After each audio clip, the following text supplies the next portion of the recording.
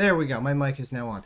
Hello, everyone, and welcome to the first ever thoughtraid hosted tournament, the AI Battle. I am pleased to announce we were able to get 16 people for an evenly spread bracket.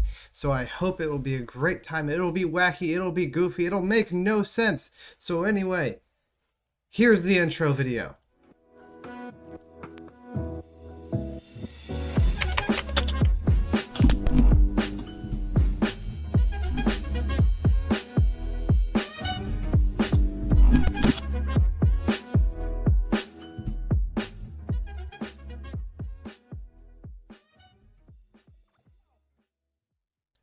I keep muting myself. Anyway, with me today I have Lauren. She's going to be helping co-host, and I'm about to get into the rules. Also, hello Zap.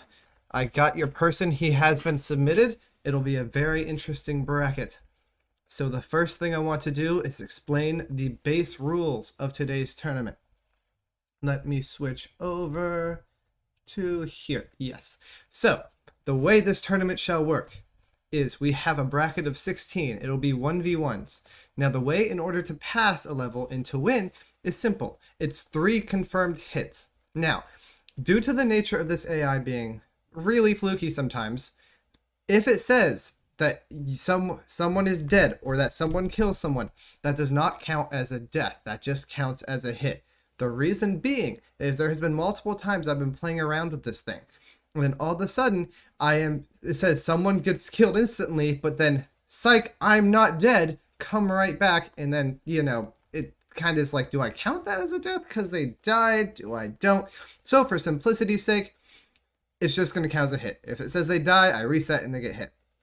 Speaking of resets, how a reset will work is if it gets to the point in the AI where it either starts looping, like sometimes it gets stuck on dialogue, if it starts going on dialogue rants and spinning out of control, or if like all of a sudden both the characters in the fight are just not even participating in the conversation, which happens sometimes because the AI just randomly throws people in there for some reason, I will reset it back to the original starting paragraph. That way it doesn't have any issues or just make the story drone on too long.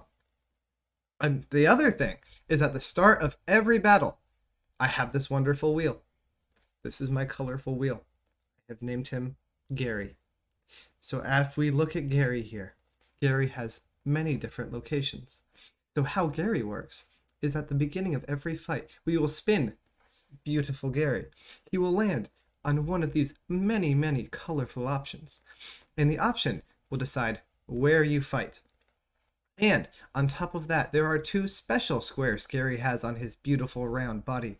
He has the reverse, which in that case, whoever gets 3 hits first, whoever gets 3 hits on them first wins.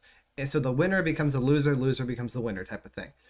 And the other one is on a stage where I will set it up so the AI makes them have a roast battle. And instead of it hits, I just count good roasts.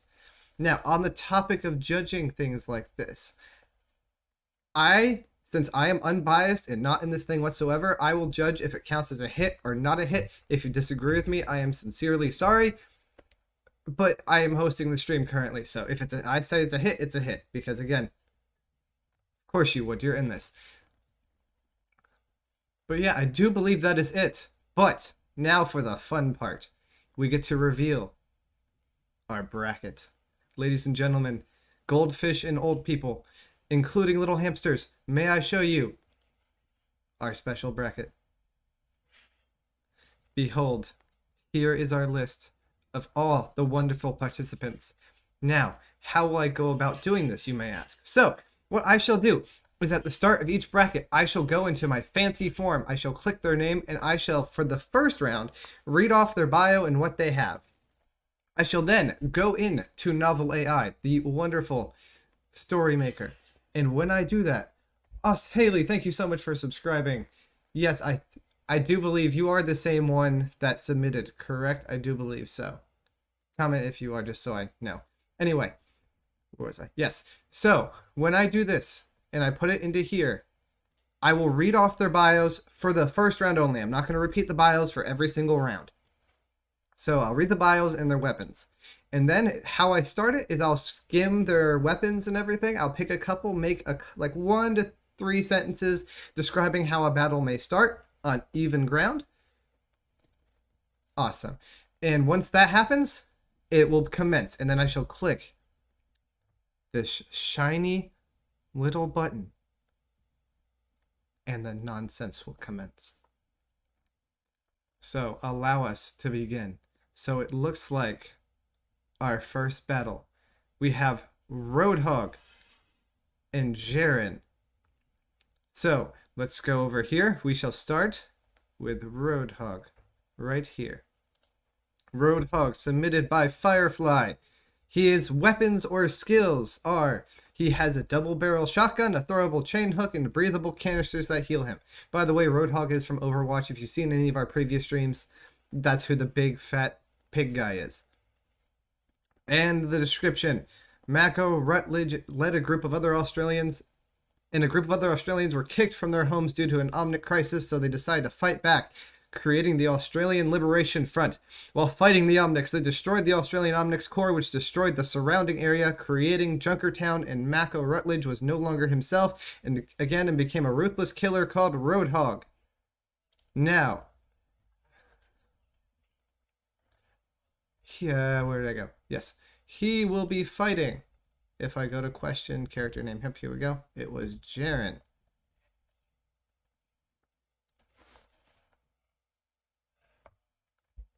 Let's see here. Where the heck is... There he is. All right. For Jaren, dual wields two one-handed swords and can control, manipulate, and create air, fire, water, and earth. Can also infuse swords with elemental power. His description: wants to restore balance to the land through his ability to control and manipulate the elements, fight those who seek to corrupt the world and people within it, protects his allies, and does not kill his foes unless absolutely necessary. This will be an interesting fight because we have a killer in this dude who doesn't want to kill. But coincidentally, the AI doesn't know this, so it'll be quite funny. Now, we begin. We spin the wheel. Click. We have a post office. Our first fight will take place in a post office. Alrighty, so now we begin. So let's just say, in a small post office, Roadhog takes his chain hook out and glares at, make sure I spell this right, yep, Jaren. I don't know. It was submitted. There's also custom characters. People make their own characters in here. Then pulls out his dual wielding swords. Let me see. Jericho. And I should mention elemental powers, yes. And let's see. And now summons a flame. Summons a flame around him. The two rush at each other full force. Alright. Here we go. Zap. You should get this. It's only like, how much do I pay? Like 15. Lauren and I split it. It's like 15 a month, and it's just so fun to randomly mess with this thing. Like, we've had George W. Bush and Darth Vader be best friends and kill terrorists. It's great. All right, AI. Roadhog grabs the end of his chainsaw and swings it down onto Jaren's head. 1 point for Roadhog. They both tumble to the ground, and Roadhog falls on top of Jaren, and his armor breaks apart into pieces as he rolls off him. That's not a hit by either. That's still not a hit by either. Let's see what else it says. So 1 point to Roadhog. Roadhog is now in his boxers with nothing but a pair of socks on. He looks up as Jaren stands over him, looking like some kind of warrior god. Jaren is wearing a full suit of plate armor, helmeted, and carrying a greatsword. Roadhog starts to laugh. Hey, I'm not done with you yet. Roadhog gets up and leaps at Jaren again. Jaren blocks the blow with his sword, and Roadhog lands on the ground. Do I count that as a hit because he blocked it hard enough that Roadhog fell to the ground? I'm going to count that as a hit. I know, Zap, no one's expecting to hear that, but it's a brilliant sentence, and your life has been enlightened because of it. You're welcome.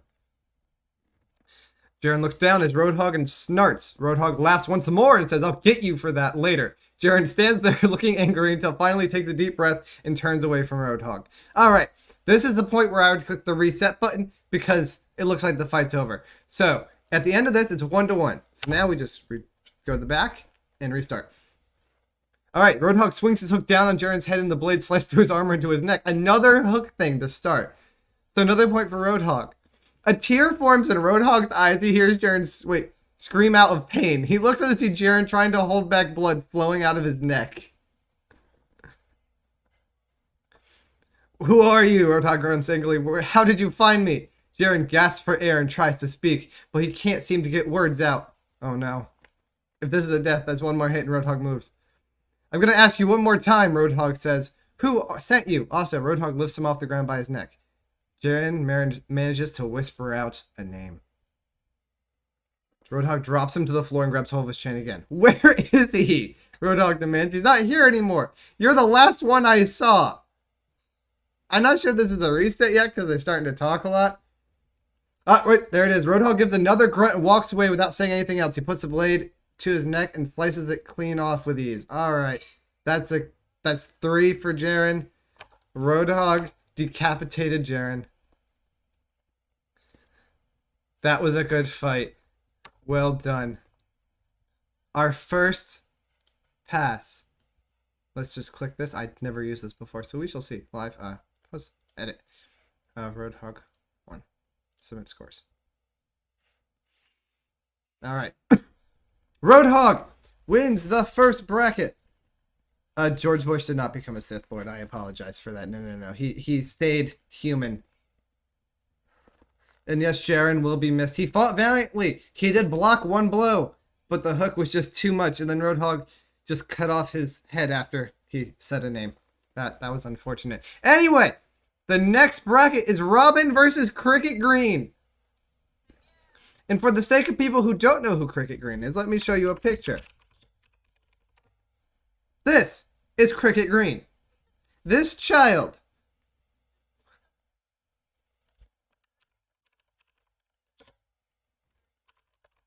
yes, I love the show. And that's versus this. Another child. It's a child fight. It's a child brawl. Let us begin this child fight. I know, I'm going there. Alright, let us go to question. You know who picked Robin because you picked Robin. Sword, staff, and batarangs. The description is entirely just Batman's sidekick. Because most people knows who Robin is, so that is fine. And then, fight to the death, children. Yes, that's what's going to happen. Alright, and then we have, where the heck is Cricket Green? Yeah, submitted by Slurp Boy. He has tomatoes and he's crazy. And he is crazy and reckless and he will do anything to win. Okay. And now, Gary.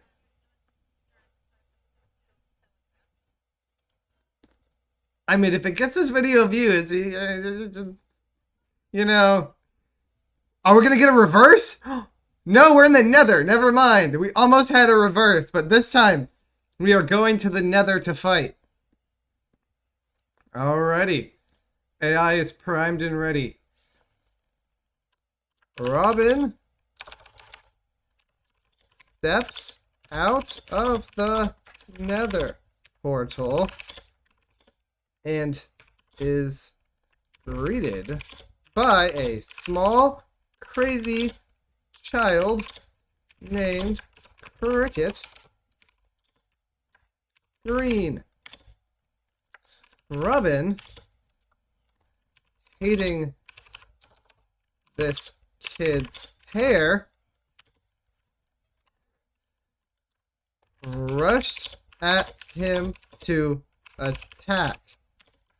Cricket Upon seeing this, rushed at him as well with his tomatoes. All right. Robin hates Cricket's hair. He stepped out of the nether portal. We shall see. I spelled tomatoes wrong. Oh, yes. There we go. Much better. All right. The two began to fight off one another with their vegetable weapons until they're interrupted by a woman saying, "Stop fighting." I'm not sure I should stop them. They're both pretty good fighters, she says as she watches the battle between the two. That's a let's see where it goes. Just a little bit longer. In fact, they're very good fighters. They've both won numerous fights against grown men, replies the voice from earlier.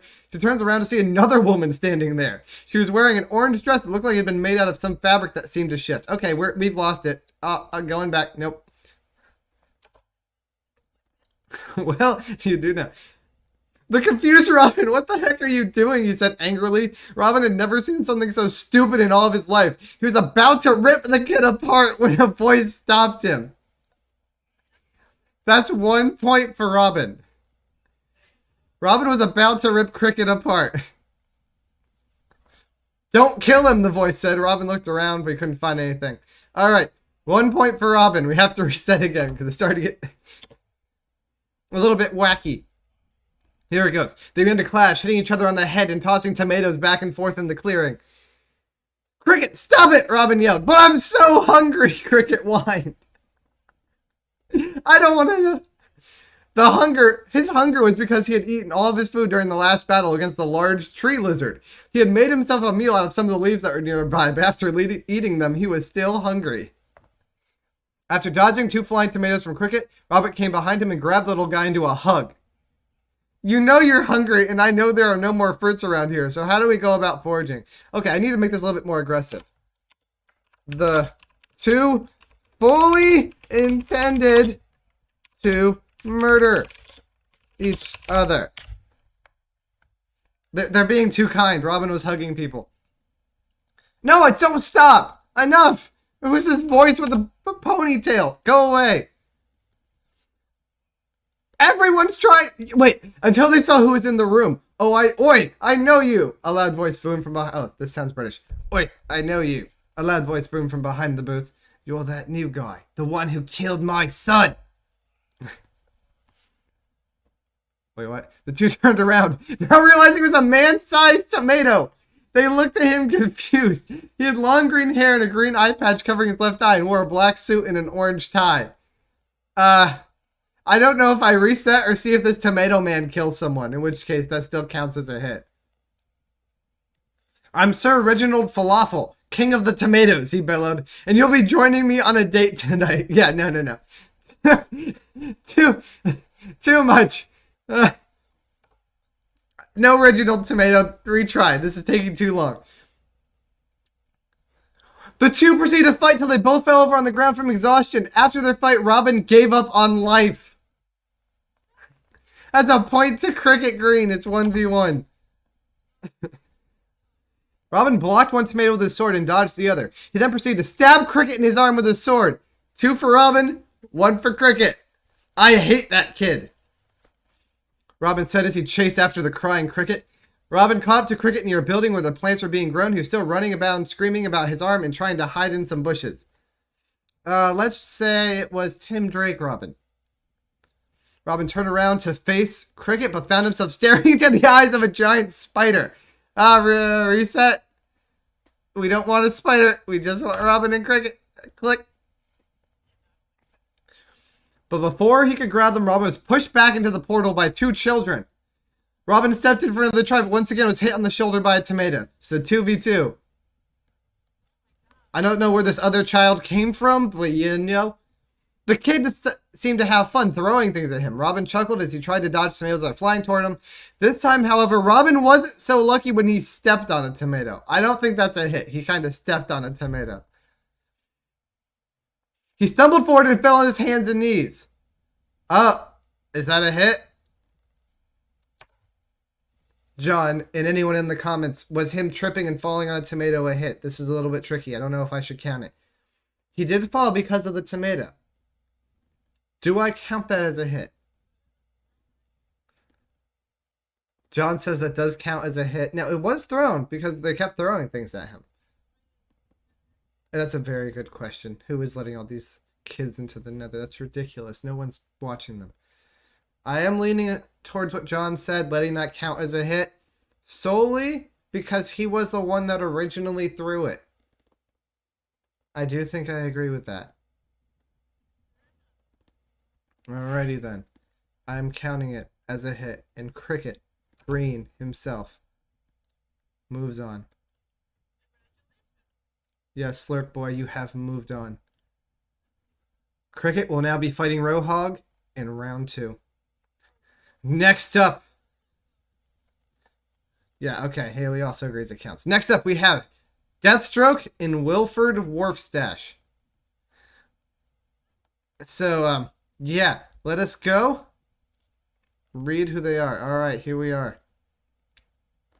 Alright. Weapons and skills. Taurus Raging Bull 454. Don't know what that is. Knives both big and small, teleportation, time travel, and multiversal travel. Oh, good lord, this description. Also, the person who submitted this is Montgomery Gator.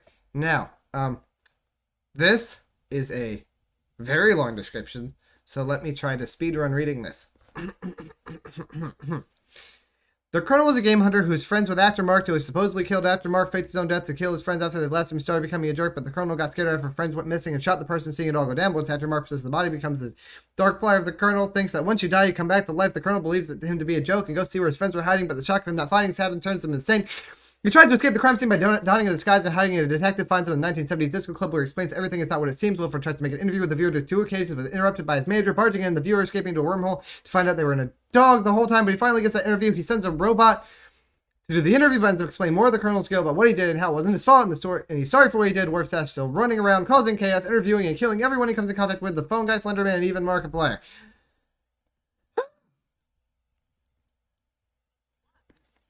There is that. And now, we go to Deathstrokes. Wrong button. Here we go. Yes, wonderful. Okay, no, wrong button again. There we go. Perfect. Okay. Alright. Hot Planter submitted this. I am a big fan of Deathstroke. He is like my favorite villain. So, let's see this. Alright, weapons and skills. Enhanced physiology that grants him superhuman speed, strength, endurance, enhanced mental brain activity, and heightened senses. It also provides him with a regenerative healing factor, decelerated aging, expert swordsman, marksman, martial artist, skilled in a variety of weapons. Alright. Description. A formidable operative for the U.S. military, Colonel Slade Wilson agreed to undergo an experimental process that increased his mental and physical abilities to superhuman levels. Rather than continue his career as a soldier, Slade became the mass mercenary Deathstroke. And then my sister was the one that wrote this for my brother, and she said, I know you know more about this character than I do, so yeah. Very good. And now, where do these two fight? A very interesting battle, to say the least. Gary, my sweet wheel. Spin. You are wrong, John. Deathstroke is better. Fairgrounds. It was almost at the Tyson Chicken Factory. It was this close. But they're at the fairgrounds. So, here we go. We are entering the fairgrounds. In a... Why is the end capital? Brandon...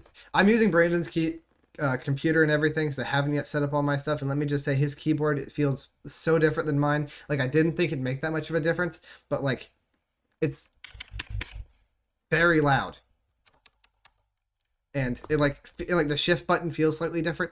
But it feels nice as a mechanical keyboard. It's just different. So, anyway, back to this. In a dark fairground. Death. Oh, shit. Oh, what am I doing? Deathstroke. Deathstroke. Good lord. Deathstroke. Finally finds who he was hunting this whole time. I'm just gonna copy paste this. So, I need to go here. Yeah, yeah, click, click, click. Wait, I can't paste. No. Alright, I'll just have to type it. I wasn't expecting this. Wilford Wharfstash. Wilford Wharf. Okay. Good. Now I gotta figure out how to describe their weapons. Okay. Deathstroke pulls out his sword and rushes at Wharfstash. Wharfstash, knowing how to time travel, and what was the other thing? Do I remember? No, I do not. Knives and teleport. No, I put time travel. Pulls out his knives and the two begin. Okay. The reason I'm not putting the things Deathstroke can do is the AI is pretty smart and it knows more mainstream things. They fight for about 5 minutes before Deathstroke manages to push Wharfstash off a cliff into an abandoned carnival ride where he falls to the floor and lands on the pit below. So that's 1 point to Deathstroke. Wharfstash shoots up from the pit with his teleportation powers and goes after Deathstroke again. He's back. But Deathstroke uses his swords as boomerangs and catches Wharfstash in midair so he can't use his powers. Then Deathstroke throws him over another cliff and Wharfstash gets impaled by a spike on the side of it. Yeah, so that's 2 for Deathstroke. He's finding every cliff in a fairground. He's just yeeting this poor man. Will he recover? Deathstroke then grabs Wharfstash's body and throws it back into the carnival ride. But Wharfstash starts to regenerate. He teleports away once again, but this time Deathstroke follows him to space. I will say, since it said he regenerated, this one hit won't count. So it's still 2-1. Now they're in space. I need to see where this is going. The two start fighting again while Deathstroke is distracted. Wharfstash blasts him with a beam from his hand and knocks him outside Earth's atmosphere. A point for Wharfstash. While floating in space, Deathstroke tries to get Wharfstash to surrender, but Wharfstash refuses. Wharfstash. Deathstroke goes right for Wharfstash's face, cutting it open from ear to mouth. Wharfstash dies. That's it. Deathstroke moves on. I apologize. It was a good fight. Wharfstash actually did get 1 hit on Deathstroke, but Deathstroke just filleted him. Good fight. Deathstroke does move on in this battle. That was actually the most, makes sense fight we've had this entire thing. I didn't have to do a single reset. It was very nice. Twice. He's like, yeet, and throws him onto a spike again. All right, Deathstroke. Well done. Now, this is going to be a very interesting fight because we have Garfield the cat and a Pachimari. Almost everyone knows what Garfield looks like, but what a Pachimari is this little onion creature. This little guy. This thing. This is gonna fight Garfield. I actually believe that's kind of equal. Okay. Now let's go read who submitted what. Into the questions. Pachimari. Here we are. Joycey Bell submitted this. Pachimari is a Pachimari and kills by cuteness and tentacles. And his description is he is a cute onion squid. Alright, cute onion squid. Joycey Bell's Pachimari will then be going up against, if I can find, Garfield the cat. He has the Infinity Gauntlet. His description, submitted by King Gray, and the description is being full of lasagna and having nothing to lose. Garfield starts his journey with a trick up his sleeve and an ace in the hole. His confidence is unwavering. All right. Yes. Garfield the cat has an Infinity Gauntlet to fight this little onion squid. So, let us begin. Oh, yes. I'm so sorry, Gary. I almost forgot about you. Forgive me. Okay. Gary, tell us, where are we going? It looks like we're going to Walmart! We are going to your local neighborhood Walmart!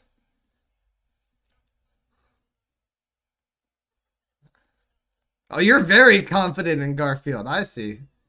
Interesting. You don't believe in the onion that is a squid? If it was a squid onion, would you believe it? Oh, John poses a question. Does he have all the stones? I will let the AI decide. I'll say he has the Infinity Gauntlet, and if the AI decides he has the stones and can snap people away, so be it. If the AI decides he doesn't, so be it. It's all up to the AI. So now, Garfield is just out shopping when all of the sudden an onion jumps off the shelf and uses its tentacles to grab all the food from him. I spelled tentacles wrong. My apologies. There we go. Garfield then pulls out the Infinity Gauntlet and the two begin fighting. Alrighty. Here we go. After a while, he finally manages to defeat the onion by hitting it with the Infinity Gauntlet so hard the whole store falls down on top of it. And then it says Norman Osborn has brought his team to one of Tony Stark's last. I don't know what happened. So yeah, that's one hit for Garfield. The onion tries to use the power of his ring to make the other weak, but Garfield easily dodges it using the gauntlet. The onion's then defeated due to it being too big for the gauntlet to fit around. I don't think that's a hit. It just says defeat. It doesn't say got hit. And that doesn't make any sense. I don't know. The Infinity Gauntlet is able to defeat the onion easily, but in return, he has been reduced down to a single eye. So because of that, Pachimari reduced Garfield down to an eye. That's a hit for Pachimari and a hit for Garfield. It is 2-1. The fight ends with the onion getting his head split in half by the hammer.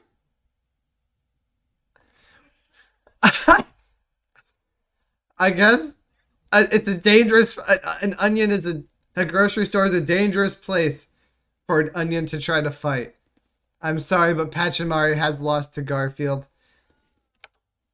It looks like, I guess, a vegetable should not fight in a grocery store. That's what I'm chalking that up to. It looks like Garfield the cat moves on.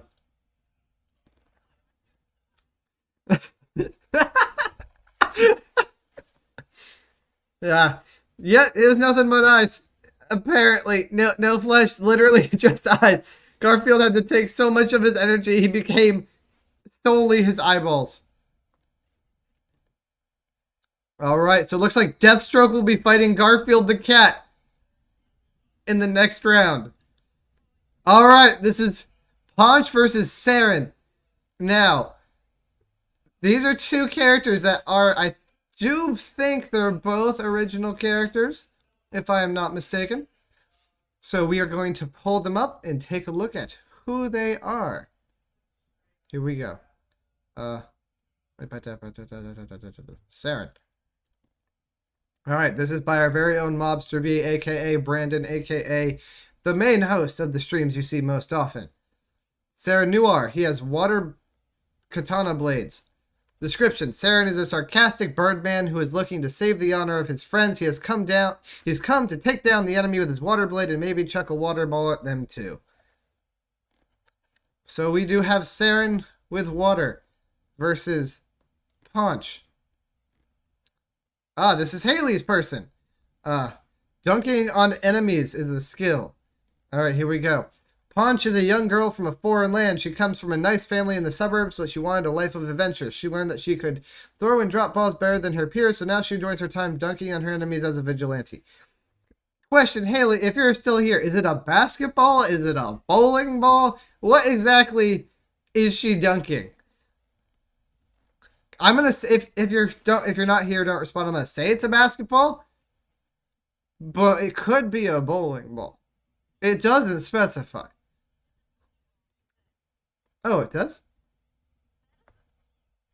Oh, I don't see that. Where are you seeing that? Oh, there. I see. Yeah. Oh. Oh, there it is. I see. Oh, this is going to be interesting. Oh, this is going to be very interesting. All right. Ponch and Saren. Gary.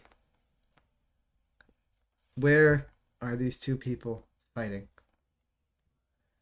If we get the same one, I'm going to respin.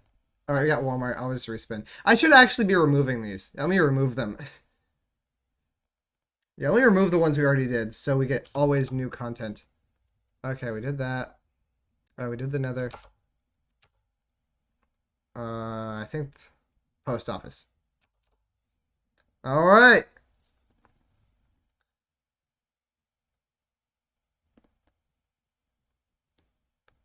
We almost got a roast battle, but we're ending up in the Tyson Chicken Factory. Oh, welcome back, Zap. Zap, as a quick refresher, here's what happened while you were gone. Roadhog and Cricket Green have moved on, and Deathstroke and Garfield have also moved on. Can I put the back rooms on the wheel? You know what, John? I will. I will do that. If you have any suggestions for things to add to Gary, please let me know in the chat, and I will be more than welcome to add them. And who knows, maybe yours will be chosen if Gary thinks you're worthy. All right. We are in the Tyson Chicken Factory. We have Saren and we have Ponch with Pokeballs. Saren, how should I start this? This is a very interesting scenario. Hold up. Let us think. Is visiting the local Tyson Chicken Factory to sample some meat. Saren has with him his water blades as well. Oh, yeah, someone should have done a Minecraft skeleton. As his power to control water. He then runs into his enemy. Ponch. Ponch is a... Ponch wields... Pokey... Oh, I'm butchering that. Yep, there we go. Pokey... I'll make it capital for extremeness. Pokeballs and... Extreme... Dunking skills.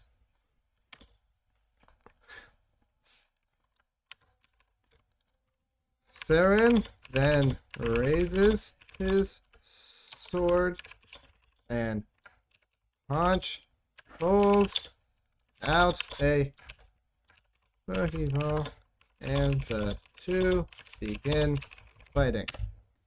Alright. Zap, actually, that's not a bad idea. You have to submit just meme characters, no serious ones. I like that. I will keep that in mind. I do enjoy that. That would be very wacky. Alright. The fight ends when Saren finds a new use for his water as he creates a giant wave that hits Ponch and knocks him out of the ring. Hold up. Pulls. I'll put her so it's proper grammar. Ponch's loss was so unexpected that even Saren himself couldn't believe it. That's 1 point for Saren. Somehow, he creates a giant water wave. Alright. 1-0. Ponch. Why is it? Wait. Huh? Who the heck is Ponch? Reset. Is this like punches? No. Ponch isn't a person. It's Ponch. Saren, you're a real piece of work. Ponch, that's what I'm here for. They continue fighting until Saren accidentally pushes Ponch down the stairs, which causes her to fall through the floor. Is an accidental hit a hit? Accidentally, it says right here. Alright, let's just see where this goes. I'll decide later. She now finds herself at the bottom of the factory where she meets a couple of workers working on some chicken. They send her back to the surface, but they forget to take her Pokeball. She tries to catch them so she can get it back, but Saren comes and catches one of the workers before he gets away. Hold up, Saren caught a worker in a Pokeball? I need to make sure. Pokeball, that, and summon. I need to be specific to make sure it knows it can summon Pokemon. Just to make sure in case it's thinking, oh, they're just balls. No, we're not in a cave system. AI, don't be stupid. You're going down, Saren says to Ponch. I'm not talking about just your health points. Ponch throws a Pokeball at Saren. The ball bounces off Saren's water blade and he takes it in his hand. He begins to use the force of water to crush the Pokeball. Crap, you got me, Ponch says as she dives under the table for cover. She begins to hide under the counter while Saren continues the assault on the Pokeball. Saren's just beating up the Pokeball. Let me also do this. That can be used for fighting. I need to make sure I'm emphasizing this so people with stronger weapons are still on the same level. One hit for the Pokeball, true. The battle begins with a basic attack by Ponch, which Saren dodges with the help of power of his water. Saren sends a wave crashing on Ponch's side, but she easily avoids it by running away. They both dodge. However, he uses power to create an ice barrier that surrounds Ponch. She quickly destroys it using Pokeballs and tries to get in close range, but Saren uses the same move again, only this time hits her with a wave of water that pushes her back. It doesn't do damage, it just pushes. Ponch tries to take advantage of this opportunity by breaking through Saren's ice barrier and getting closer to him once more before trying to throw a punch at him. Saren quickly stops it with a blade before sending another wave crashing on Ponch, which knocks her back. Does that count as a hit? I think so. I think that's 2 for Saren. He creates an ice wall around her so she couldn't escape. Ponch then throws a barrage of punches at Saren before dodging them all. She tries to use a KO punch, but Saren blocks it with his blade, then swings his sword at her in a horizontal slash. She has a KO punch? Ponch easily manages to jump over Saren's blade, then attempts to hit him with a flurry of punches, but Saren's invading everything. With a look of determination, Saren uses water power to create a whirlpool that swallows up Ponch, and she gets sucked in. Is this it? This might be it. Saren then grabs his sword, slices off the piece of meat he was holding earlier, and eats it as he watches the whirlpool disappear. Ponch is gone. This was a better fight. They both tried to attack, a bunch of dodging. Saren just rolled really high dexterity on that one. Good fight. Good fight. But in the end, Saren moves on. Alrighty. Next we have Roadhog and Kang the Conqueror. Yes, Pokeball was the real one that took a loss there. She tried. It's just Saren just kept assaulting them violently for some reason. He must hate round objects. Don't worry, Gary. I'll save you. Alright. Here we go. And John, I am going to make it fair because I know Kang could do a lot of damage. But I got to make it fair. I got to make it fair. So for the overpowered people, I'm trying to leave things kind of vague. I should have nerfed Garfield a little bit more in hindsight. Everyone else I feel like was okay. And like Ponch, I gave her benefit of the doubt. And she did get close. She did get really close. It just couldn't quite land a hit because Saren just dodged everything. But now we have Roadhog and Kang the Conqueror. Alrighty, here we go. Kang the Conqueror. This is John's or Spider-Man. I see. Are you still voting for Garfield to win everything? Do you think Garfield will win the entire tournament? Is that your estimation here? You think Garfield's gonna do a sweep and just take out everyone? All right.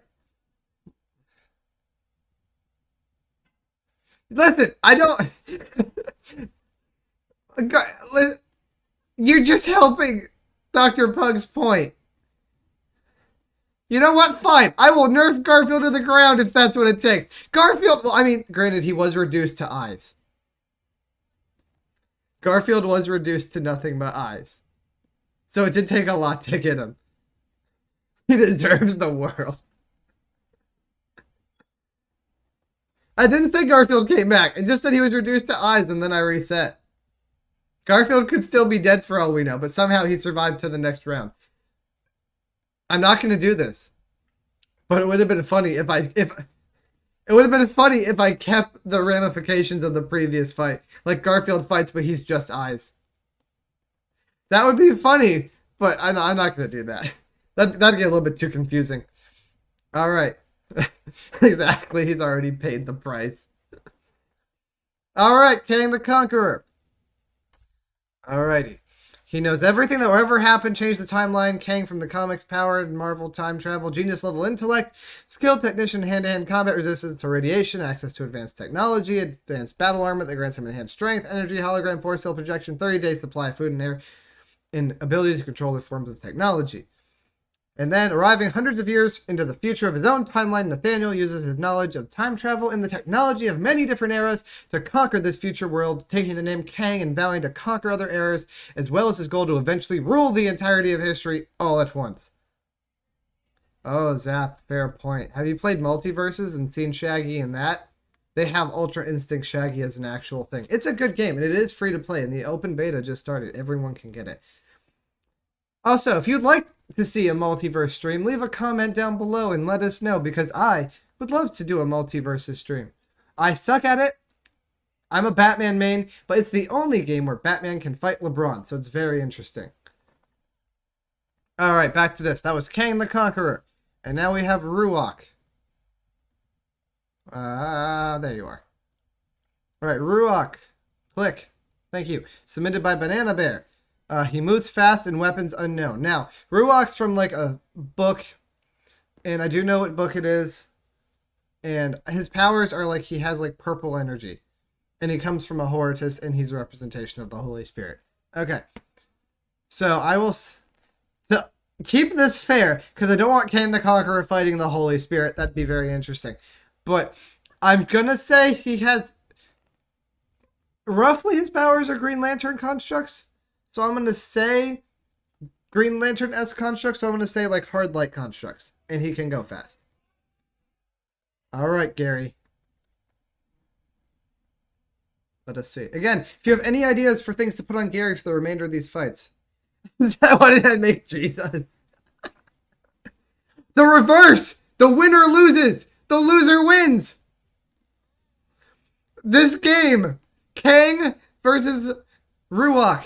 When you lose, you win. So if Kang wins, Roadhog wins.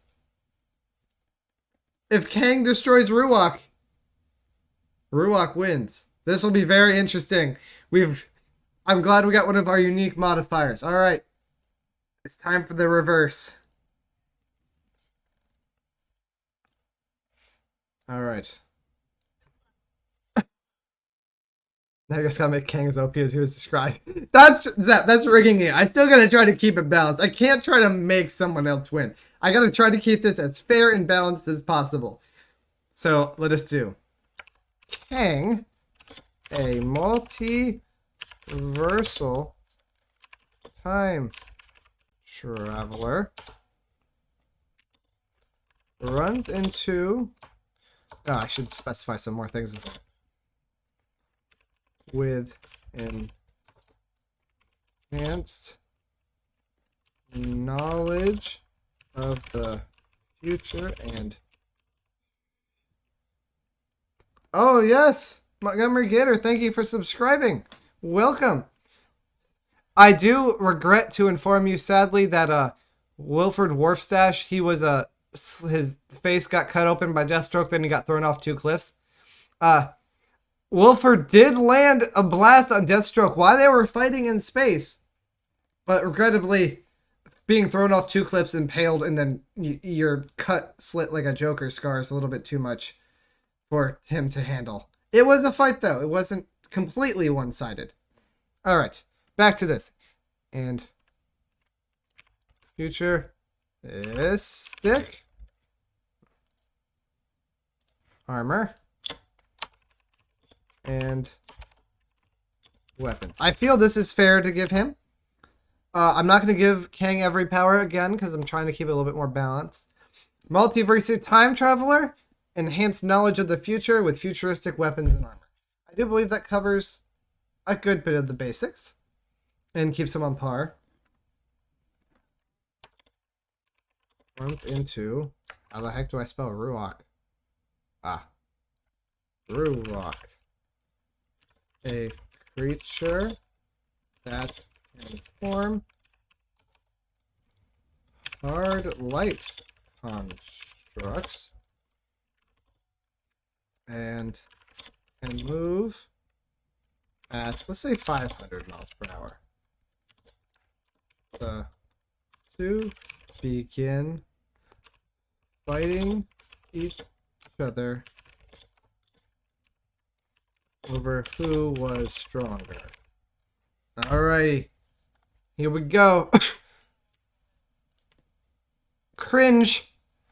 After Kang defeated him, he offered to let Ruach join his team, but he declined. That was way too fast. I guess that counts as a point for Kang. Kang then used his X-ray vision to see inside Ruach's body and saw that his brain was made of solid gold.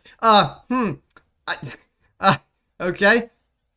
So that's -1 point for Kang. Keep in mind, if Kang wins this, he loses. This is reverse. So it's technically a point for Ruach.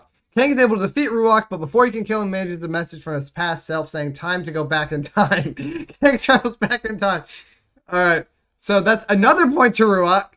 You picked too strong a character, John. It's just fate happens that you happen to get reverse. Looks like Kang might lose this one. Form. I'll try to make it fair.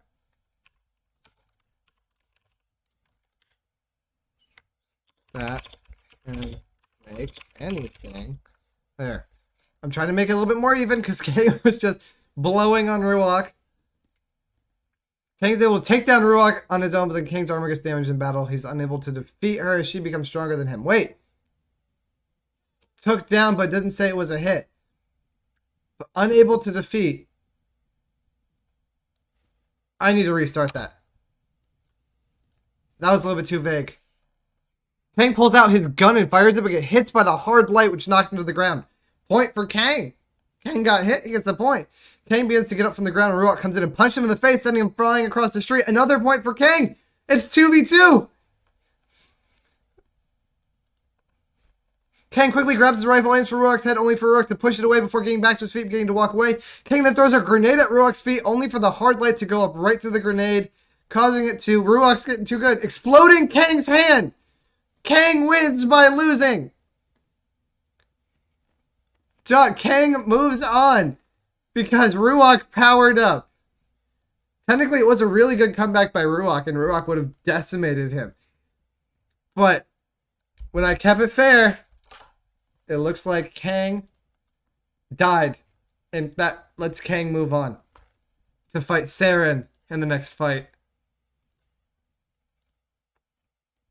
Alright, Kang. Kang the Conqueror has moved on with Saren. Alright, next up we have Joey and Bowl of Sneakers. I am very intrigued by Bowl of Sneakers. It's very interesting. So, we're going to go see how the heck I describe Bowl of Sneakers. Allow us to begin. Alright, we got Joey, who's the one fighting Bowl of Sneakers. By White Heart. He has a slingshot, extreme precision, and very good decision making. Joey was an orphan who learned at a very young age, so he had to take care of himself. No one else took responsibility for him or his needs, so he fostered a strong sense of intuition and discernment, which helped him take care of himself. He feels like he needs to rescue others that cannot defend themselves. So slingshot and really good. Yes. Bowl of Sneakers. Weapons, vacuum cleaner. Is it like the poltergeist, like Luigi's vacuum cleaner? Is it like a shark vacuum cleaner? Is it a Roomba? What type of vacuum cleaner is it? Or can he just summon any vacuum cleaner? Does he have access to the entire assortment of vacuum cleaner? Yes, that's Dr. Pug. It's a good vacuum. It's a good one. Okay. It's just a good vacuum cleaner. Bowl of Sneakers was a poor bull living on the streets when one day he was blessed with the gift of a vacuum. He did not use his powers for good. He is evil and loves being evil. Oh, we have a very evil bowl of Sneakers. He has the power of all vacuum cleaners. Yeah. Okay. Let's see what happens. Looks like they're fighting on the Titanic.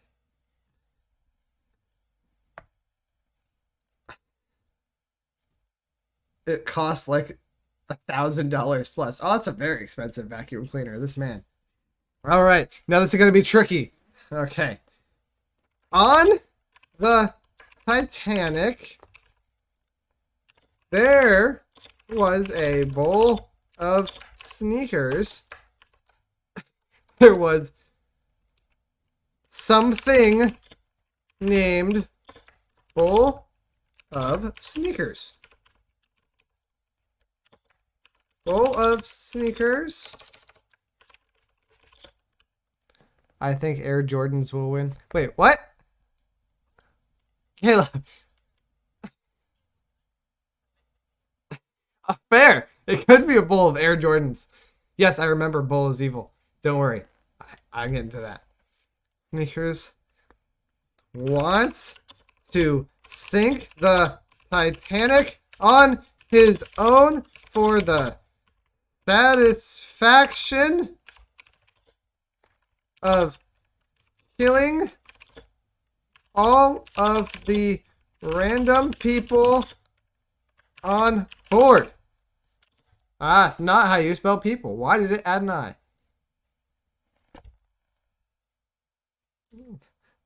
Good. I'm glad you approve of bowl of Sneakers. It's who wanted, not wants. Ah, fair. Good. I think wants to sink the Titanic because it's still happening. It's not past tense. This is a current thing. That's bowl of Sneakers is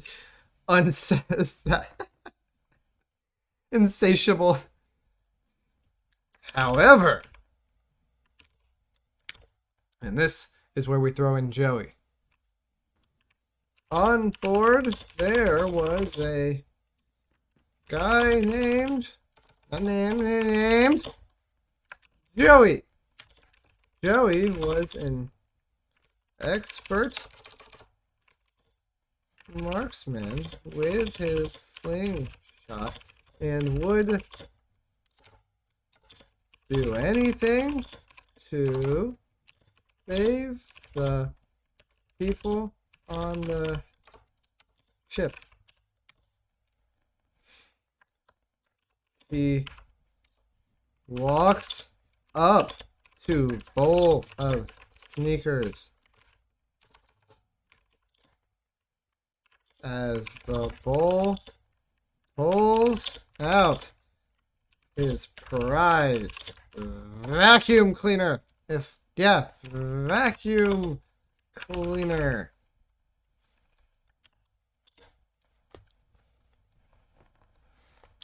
The two begin a brutal fight. Here we go. Bowl of Sneakers wants to sink the Titanic for his own satisfaction. However, Joey wants to stop him. Let us see. During the battle, Bowl of Sneakers is shot by Joey's slingshot. Joey goes back to tell the captain about what happened. The captain goes to look into it. After looking around, he finds the empty vacuum cleaner. I'm intrigued. I'll click continue. Captain asks Joey if he saw anyone suspicious. Joey says no and gets some rest. Next morning, Joey sees Bowl of Sneakers running away from him. Bowl of Sneakers is being chased by a giant... Yeah, okay, we went a little bit too far. So, Bowl of Sneakers got shot by Joey's slingshot. So that's 1 point for Joey.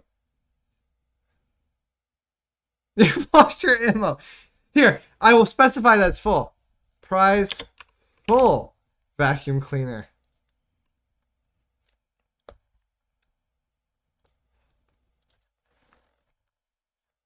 Some of the passengers are killed in the process, but they eventually managed to kill each other after a long struggle. After this, bowl of sneakers is sentenced to death for hanging for killing so many people. Wait.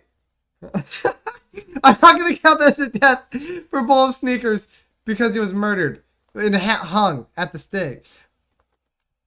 Yeah, they did kill each other somehow, but then he had to re-die, so he didn't die. That's a point for bowl of sneakers because apparently bowl of sneakers survived, so it's 1-1. Bowl of sneakers has one, Joey has one. And then he was sentenced to death because he got satisfied. All right, 1-1. After many rounds of fighting, bowl of sneakers is defeated by Joey's great skills with the slingshot. Joey then throws the bull overboard. He falls into the ocean and sinks to the depths along with the ship. That's 1 point for Joey. It's 2-1. Can the vacuum cleaner, like, launch the things out of it? Because if that's the case, I should add that so the thing knows it's not just like a vacuum cleaner. But if this thing can, like, launch the things out of it, then that might make it a little bit better. But if it can't, then it's just a vacuum, and the AI is going to be like, oh, it's a vacuum against slingshot.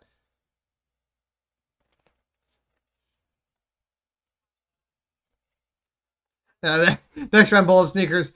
Punch, punch, win. All right, let's see here. All right, I'm gonna say it's still fine. Oh yes, Hannah, thank you for liking the stream. Hello. This is a very random thing we're doing today. This is how the bracket's looking up so far. We're just about to finish up this bowl of sneakers versus Joey battle. All right, let's finish it. Bowl of sneakers is able to get away from Joey by using his special ability, supersonic speed. Oh, you're Joey. Yes. Joey's winning, Hannah. With the help of Joey, the people were saved in the end. Oh, Joey saved them. Bowl of sneakers was arrested and sentenced to life without parole. I'm not going to count that as a hit, but bowl of sneakers went to prison without parole. He's been sentenced to death and went to prison. We've seen one more hit. Joey needs one more hit to win. They both will use their best weapons, but neither can win. It is revealed in the end that Bowl of Sneakers has been using his vacuum cleaner to hide himself. Bowl of Sneakers surrenders and hands over his weapons to Joey, who uses it to kill Bowl of Sneakers. Joey saved the people on the Titanic and killed the Bowl of Sneakers. Joey moves on in the tournament. Bowl of Sneakers has been killed. All right, Joey, on you go. I apologize, Bowl of Sneakers. He was evil. He did succeed at killing everyone on board, like twice. So he did get satisfaction. He got sentenced to life without parole and the death sentence. So I think he succeeded at being evil. Very much so. And in the final match, we have Goku and Clef Spear. Next time, make a zombie bowl of sneakers. Oh. Alrighty. Let's get these things. I think something must be wrong with him. I need to check in. I think he was so driven to kill the innocents, he just kind of wasn't paying attention to Joey. Like, he was so focused on sinking the Titanic, he just kind of forgot. Because again, 2 of the 4 times he succeeded. He sunk the Titanic twice, and it said innocents died. So he did get satisfaction. He just wasn't paying attention to a expert marksman with a slingshot. It was very close. He's twice as evil, but half as smart.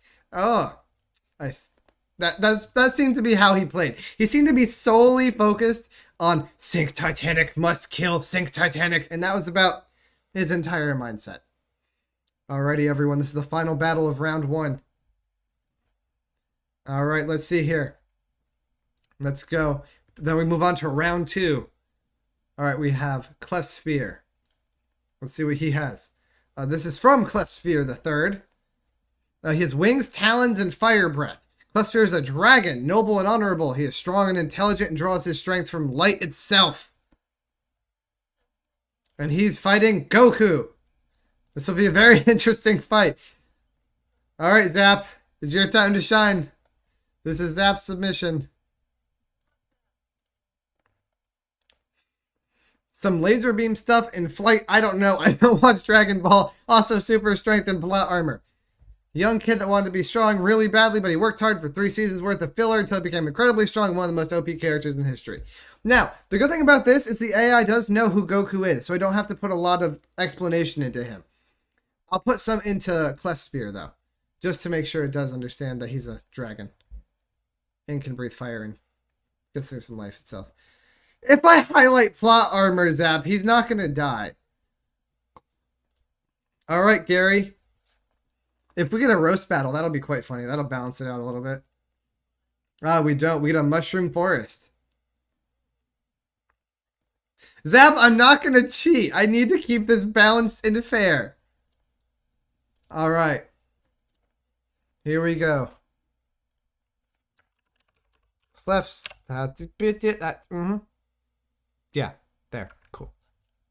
Clef Sphere is a dragon who has razor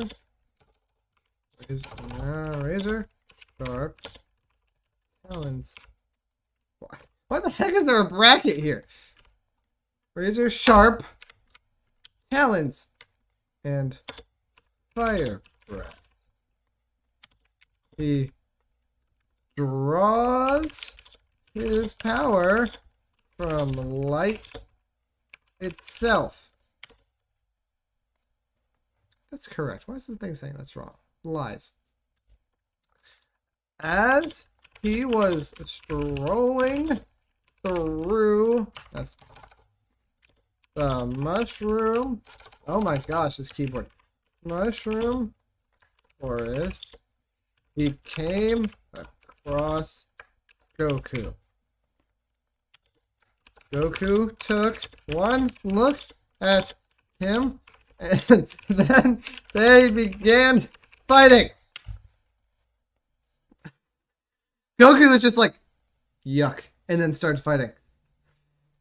Alrighty. Now, thankfully, I don't have to explain Goku again. The AI knows mainstream. Like, if I say Batman, it throws in, like, Commissioner Gordon and gives him batarangs, all that stuff. And Goku's popular enough, the AI knows who it is. Alright. And if it turns out he's not, I'll reset and specify some things. Soon, Clef Sphere had defeated Goku and eaten him. The Dragon Ball series. Woe to you, said the dragon. I am Clef Sphere. I have come here for my revenge. Yo! Clef Sphere straight up ate Goku and the Dragon Ball series. That's 1 point for him.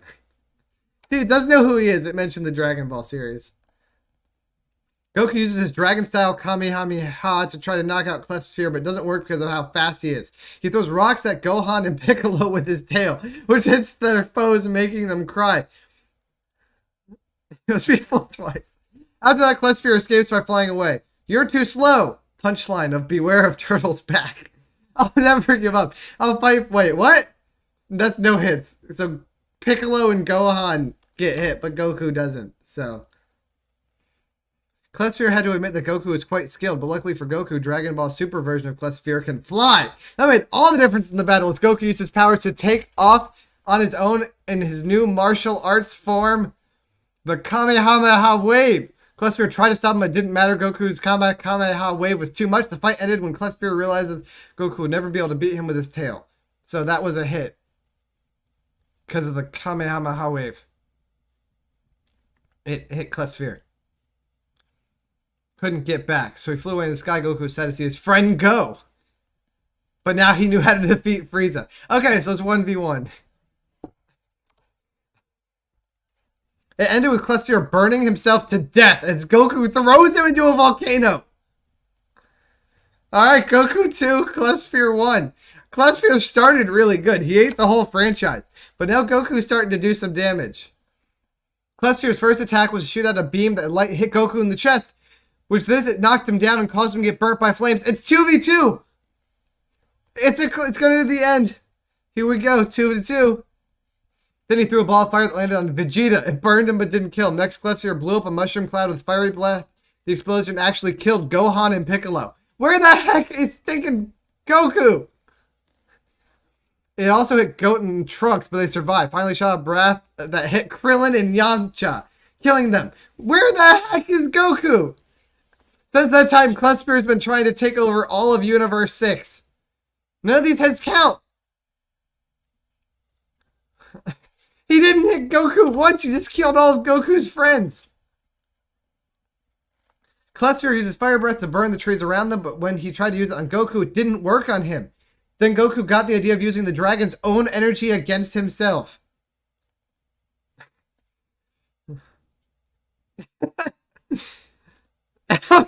Everyone except Goku. True. He stood in front of Cluster and thought about fighting techniques. When he did this, the dragon couldn't attack him because he only attacks what he sees or thinks about. So Goku's brain was able to control Clefsphere's body. Huh? Clefsphere went after Goku with both hands instead of his mouth. However, when Goku hit him with a punch, it made Clefsphere think he had won and let go of Goku. Goku hit him with a punch. That is a third confirmed hit for Goku. Zap, it was very close. Clefsphere, you almost won. Very, very close. You ate the entire Dragon Ball series and killed everyone else except Goku like 7 times. But in the end, it appears that Goku barely nudges his way to fight Joey. And with that, ladies and gentlemen, we have made it to round 2. Alright, and now I'm going to do something to make it more dramatic.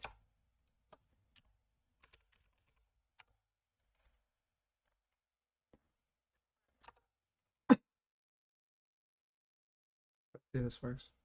Ah, dang it, I need to go find this again. So I had pulled up music, but wrong button. Alas, it appears it did not remember that I pulled up music. Regrettably. So, and I don't have combat ambience. Ah, yes, this. Let me pull up this nice, lovely music. There we go. No, it should be royalty free. Hopefully. Yeah, we're not going to get copyright strike. We don't monetize our stuff anyway. Paste. Alright, alright, let me know if you guys can hear this. Or if it's too loud, or if it's too quiet, or if I need to adjust it or anything. Let me know in chat if you can hear it. Here, a sip of water. Or Gatorade, I lied.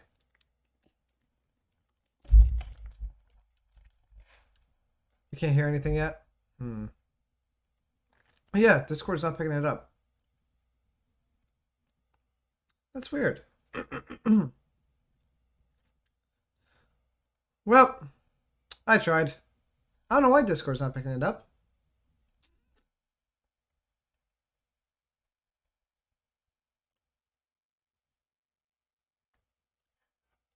Yeah, Discord's not picking it up. Must be just a weird thing. Yeah, you can hear it because you're in that chat. Yeah. Okay. Oh well. I'll just have to pretend there's music playing in the background. Very well. Alrighty. So here we begin with Roadhog and Cricket Green. Our first round 2 fight. We now only have 7 fights to claim the winner. Remaining are Roadhog, Cricket Green, Deathstroke, Garfield, Saren, Kang the Conqueror, Joey, and Goku. So here we go. Firefly versus Slurp Boy. Let's spin the wheel.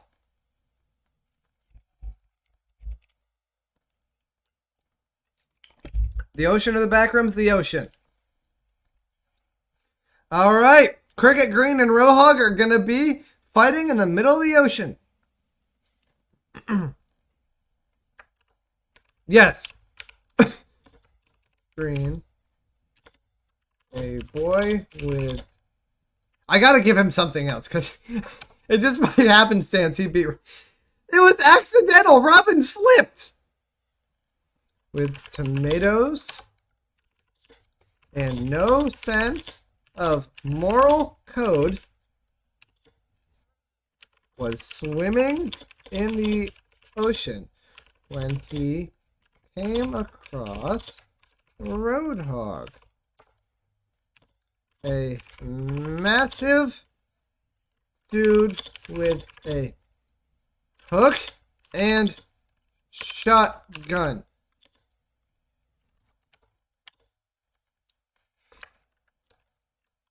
How was it fight? Road. Oh, I gotta keep this trend. Saw Cricket's hair and was so disgusted. Nah. So appalled. That's better. Appalled. This decided to fight him. Cricket and Roadhog charged at each other to fight. Alright! As they fought, all around them were sounds of the ocean waves crashing against the shore and the cries of seagulls flying overhead. The two kept fighting until Cricket tripped on his own foot and fall over, making Roadhog laugh. Is that a point for Roadhog? Cricket then remembered he had a tomato that belonged to someone else, so he threw it at Roadhog, but as soon as Roadhog got hit by the tomato, he started laughing harder than before. That's a hit and a hit. Wah ha ha, he said. Roadhog grabbed the tomato out of Cricket's hand and took it back up to his face. He held it up to his mouth and pretended to eat it. Then put the tomato down again, pretending to spit it out in disgust. It doesn't taste good, he said. I don't like this one. Cricket laughed along with Roadhog because he thought it was funny. So 1-to-1. No, too wholesome. A giant splash happened as they both fell into the water together. I'm gonna kill you, said Roadhog. He shot up out of the water with his hook and it hit Cricket on the head, knocking him unconscious. One hit for Roadhog. The next thing he knew, he woke up in the backseat of a car. There were two guys sitting there who looked exactly like Roadhog and dressed as him too. Wait, Cricket got kidnapped? They had the same haircut, beard, and everything. One of them turned to Cricket and could tell it wasn't Roadhog. Did I ever tell you about my mom? One of the men asked one of the men. Okay, no. 2 for Roadhog, 1 for Cricket. Yeah! Roadhog yelled as he swung his hook around. Come on, fight me. What? Cricket asked. Who's gonna swing your weapon like it's nothing? That thing was heavy enough to break my neck. I can't help that I'm strong, Roadhog said. And you have an attitude problem. That's a serious offense against nature. Cricket had been watching Roadhog all this time and realized what he'd done. He accidentally changed himself into a tomato. He immediately went back to being the same old Cricket. He saw the beach ball Roadhog had been using for ammo. Hang on. What? Cricket grabbed it and threw it at Roadhog like a grenade. Then he rolled away fast. The explosion hurt Roadhog, so he couldn't even use his gun or hook anymore. He then ran off crying and stewed too. Cricket used the ball grenade. Suddenly said, that little green tomato nearly killed me. A few days later, King Triton, god of the sea, received an invitation to visit Earth. Okay, it went a little bit crazy. King Triton is not a character here. King Triton, go back from whence you came. They both attacked fiercely with their weapons. The battle continued till Roadhog fired his weapon and accidentally shot Cricket in the head. Now Cricket is dead on the beach. His body's still rotting away, but has never been found by anyone, including me. Close fight. Roadhog pulls ahead. It was actually very close. Cricket pulling that beach ball grenade thing. But Roadhog pulls ahead. Well done, Firefly. Moving on. Alright, we have Deathstroke and Garfield the cat. Here we go. Garfield has returned and he is full of lasagna and rage. And where is Garfield fighting Deathstroke? Cybertron. Okay. They're going to the Transformers home planet. Alright, reminder, if anyone in chat wants to comment a location to add to the wheel, just let me know. I'll add it to the wheel and you have a chance to have Gary land on what you suggested. Sure. I did a mushroom forest. I spell pedal. I apologize for my horrible spell. How did that do spell pedal?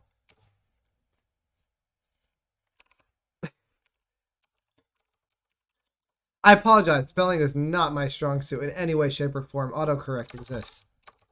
On a flower thing. Oh, I know how to spell pedal. Who am I kidding? I think that's right. Yeah, that looks right. The mysterious. John, you already submitted one. Just pretend Deathstroke is Mondays. Alrighty. Here we go. They are fighting in Cybertron. On the far... Why on? I'm not screaming. How about Mom's basement? Okay. What? What do you want change to?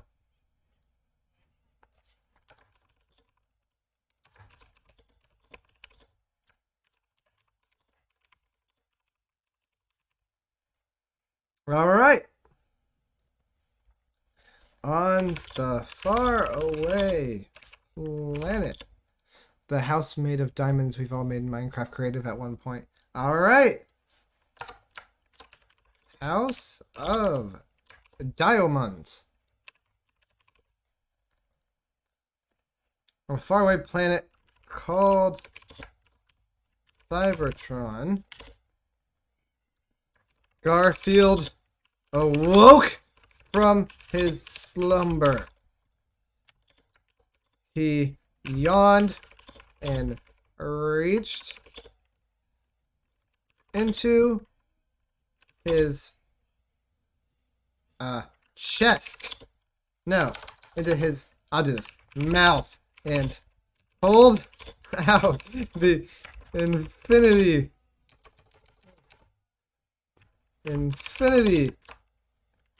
gauntlet.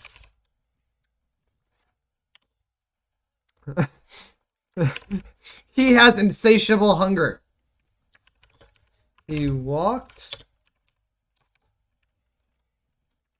outside of his hut and saw Deathstroke standing there with both katanas ready. Deathstroke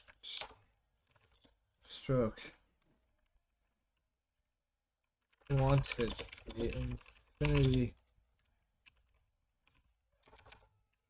gauntlet and would do anything to get it. The two began to fight. If it appears too overpowered in the Infinity Gauntlet still, I'll specify some more things. They were evenly matched in skill and speed, but Garfield was much bigger than Slade, so he had an advantage over him. Wait, how big is Garfield? Garfield is able to easily dodge most of the attacks and land a few punches on Deathstroke as well, so that's one. Nice try, Zap. A blank space with my credit card information. And I have to explain my credit card information. I'm assuming you want the expiration date as well. So that's 1 point for Garfield. Garfield landed one final blow to Deathstroke that brought the Infinity Gauntlet. Deathstroke fell dead. Garfield moves on with 2-0. If it's still too broken. Garfield threw a punch at Deathstroke, who blocked it with a sword, then he took out the other one and stabbed Garfield in the stomach. Garfield fell to the ground, but was quick enough to grab Deathstroke by the legs so he couldn't move. So Deathstroke landed a hit on Garfield. Deathstroke tried to reach for the gauntlet, but Garfield kicked him in the face, knocked him back. Deathstroke grabbed Garfield, left him on his head, and slammed him onto the ground. Yeah,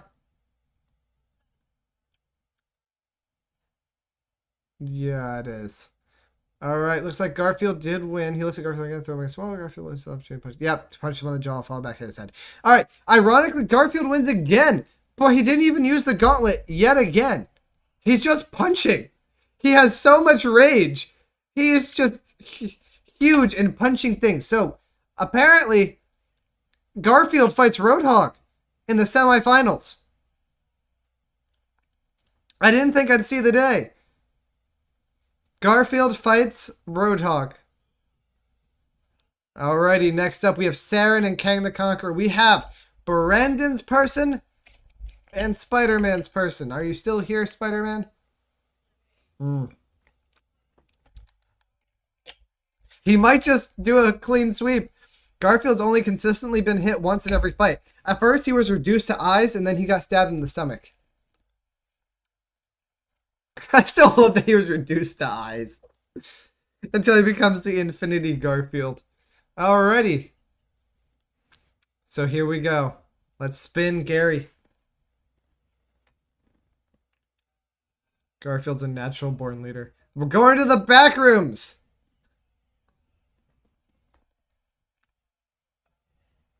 Alright. In the back rooms, we have Saren and Kang.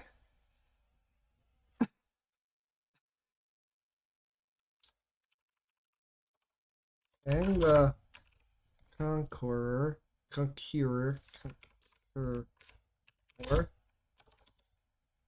That is not how you spell that. Oh, there we go. Thank you, autocorrect. Oh, it doesn't. Oh, there it is. And the Conqueror found himself.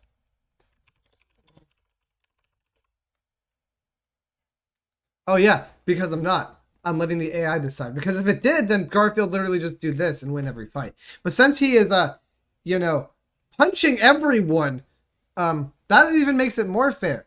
Because Garfield's literally just throwing hands and knocking people out. Or throwing paws, should I say, because cats don't have hands. Yes, Garfield hasn't yet used the gauntlet, except on one of the fights in the first round. He used the gauntlet then. Other than that, he has not used the gauntlet. It has entirely been melee attacks from our friend Garfield. Garfield versus Goku. Oh, that'd be an insane ending. Alright, here we go. Backrooms. Kang still had on his advanced future armor as armor and weapons as well. Oh, I'll still be glad if Garfield wins. As well as the ability to time travel. While he is eat the frames again. Thinking Clef Sphere ate all of Dragon Ball with one bite. The entire franchise is like numb.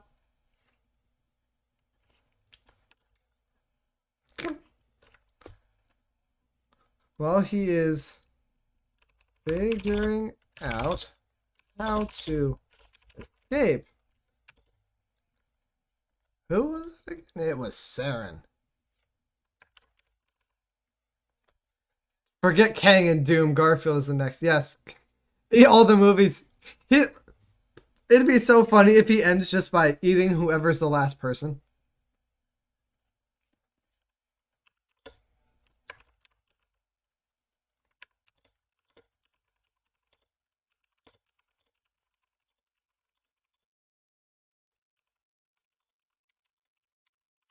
All right.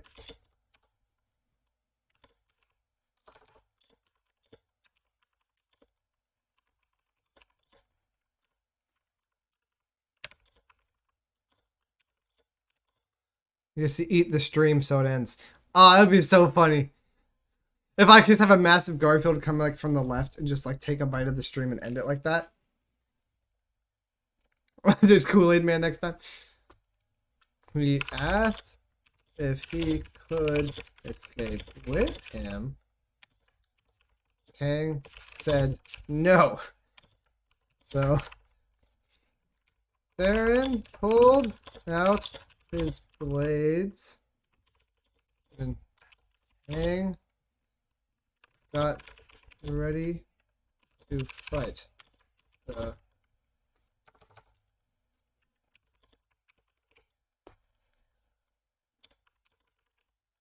They rushed at each other and began fighting. Alright, Kang won't let Saren out of the back rooms. Saren doesn't like that. So now, Saren's attacking Kang. When they started fighting, their weapons were doing so much damage to Kang that he couldn't stand it anymore until he used his powers to make them stop. So I'm going to say that's a hit for Saren, because Kang could not stand taking any more hits.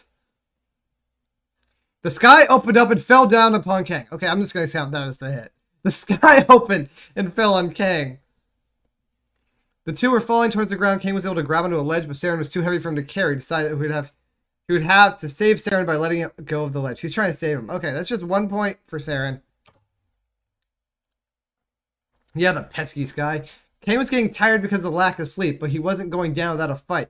Saren took advantage of that and punched Kang so hard he sent him flying into some scaffolding. That's 2 points for Saren.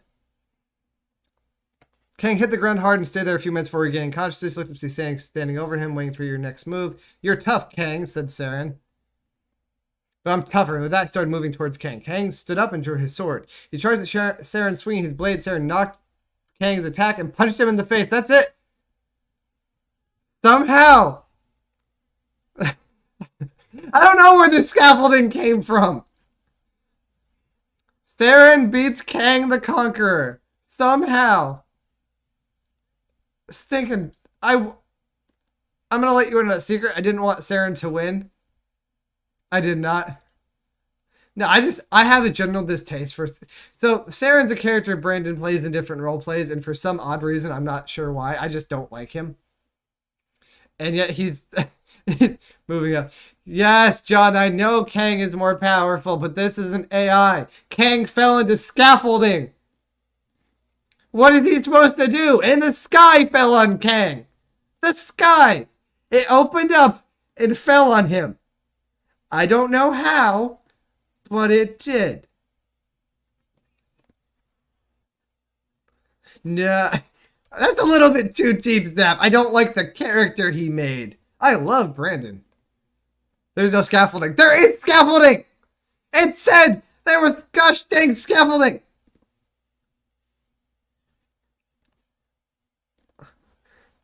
It was a new addition. It's like an update to the back rooms. It's just a room of scaffolding. Alright. Now we have Joey and Goku. Alright. We got Slingshot Dude against Goku. Alright. Oh, great. Wheel. How do you think they get more back rooms? I don't know. I don't do much of the back room lore. Inside a massive gingerbread house.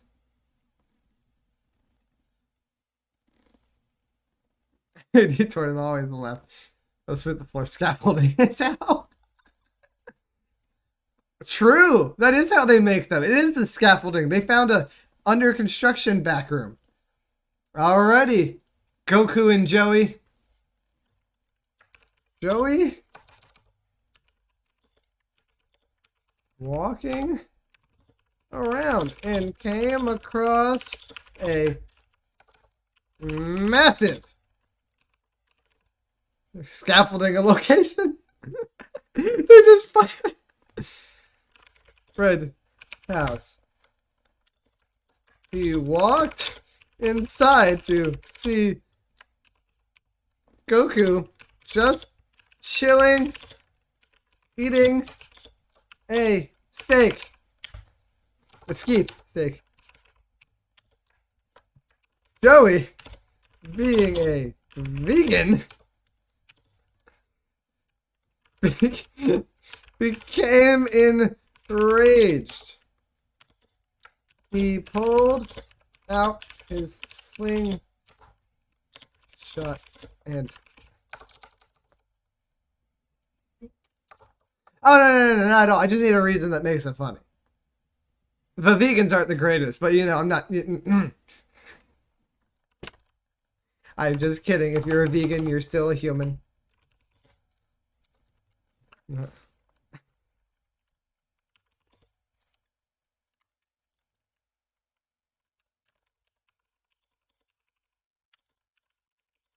gotta throw in he's an expert marksman, or else the game's like, ah, idiot with slingshot misses.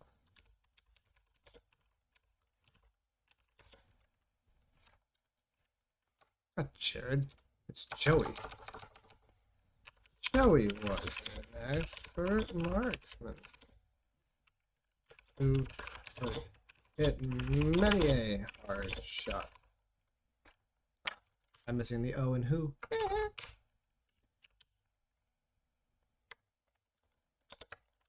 Goku then stood up and the two began fighting. Alright! Joey used all of his skills, but Goku seemed to be indestructible as he dodged every single one. It went on for hours. Finally, Goku defeated him with a simple headbutt. So that's a point for Goku. I'll take you down. If I know it comes to this, I would have bothered training so hard, Goku replied. I'm sure glad I did. Joey smiled, knowing he couldn't beat Goku. Okay, so that's a point for Goku.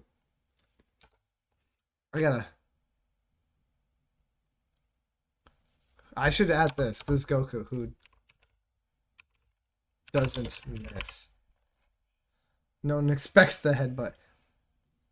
Saying that Joey doesn't mix with his thing. Goku's tail whipped around like a boomerang, hitting Joey with it every time he missed his shot. Goku then used a Super Saiyan God form and blasted him with a Kamehameha wave. I'll count that as one, because it doesn't say how many times he missed his shot. Yep. So that's 2 for Goku. So he can't beat Goku. The fight went on for hours, so ended with a draw when they both got bored. Then decided to go home and eat more. After Joey left, he heard someone scream, "They're back." Wait, who's back? He looked behind him and saw an angry-looking Goku, but all of that changed as he learned that Goku had become a vegetarian too. Now the two could hang out together without any conflict. Goku became a vegetarian. I'm going to say, this is going to be controversial, but that's a point for Joey. Joey made Goku a vegetarian.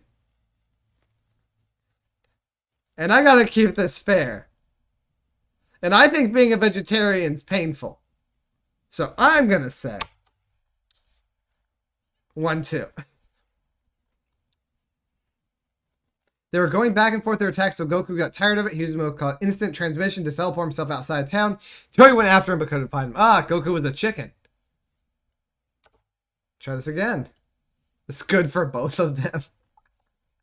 The fight lasted for 10 seconds before Goku pushed him into the gingerbread house wall and knocked him unconscious. Alright, Goku wins. Joey fought. Joey converted Goku to veganism. Next time I run this, I'm gonna make it a little bit more balanced, because I'm realizing even with trying to balance it out, it appears some strong characters still move on. Granted, no. I was vegan for like 3 months. I just like bacon a lot. That's all. I will say though, not all strong people are making it through. Like Kang lost, and Deathstroke lost, and Robin lost. All these really strong people lost. So it's not super unbalanced. Just Goku is... I think Zap found the cheat code for how to win this. The AI is like, Goku can't die. And I don't know enough about Dragon Ball to try to make it more balanced. All right, everyone, welcome to the semifinals. Roadhog versus Garfield. We have Firefly with his Roadhog. And then we have, of course, our... It might end up being that. And, of course, King Gray with the Garfield. Here we begin. Oh, Gary. Where do we go?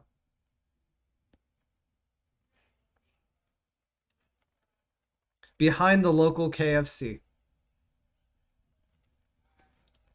That's right. Roadhog and Garfield are going to fight behind the local KFC. So, here we go. Roadhog was going through the trash behind the KFC, trying to find some leftovers. While he was... Oh, yes, true. I just threw his wrong. Yeah, I shouldn't have deleted all that. Yes, it is.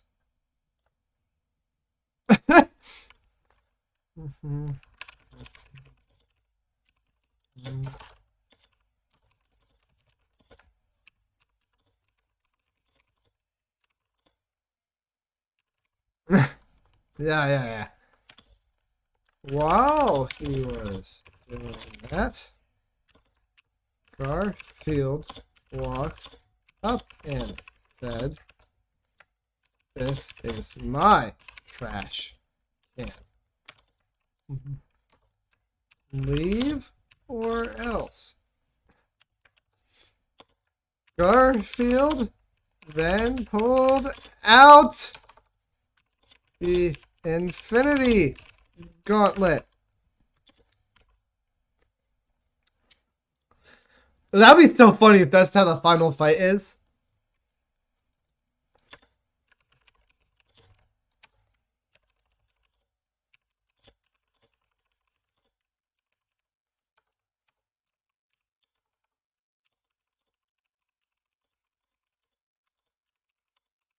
All right. Who will win? Big pig man with an insatiable hunger rummaging through trash, or Garfield defending his property? The fight went on for a while, but Roadhog won by throwing Garfield into the dumpster. Roadhog then picked up all the trash and threw it back at him before walking away with a smug expression. I'm going to count that as one hit. That's like one move. So, Roadhog threw him into the trash. So that's one hit for Roadhog. I did not see that coming. Roadhog won by punching Garfield in the face with his hook. After that, Roadhog left and went back to where he came from. Roadhog's up 2-0. Roadhog is defeating the Infinity Gauntlet wielding Garfield. This might be the end. So this actually is balanced. Also, as a heads up, I know my shirt's glitching out is because it has like a green bow tie and green screen. So yeah, I have a hole through my chest. All right. This button might determine if Garfield loses to Roadhog. Here it is.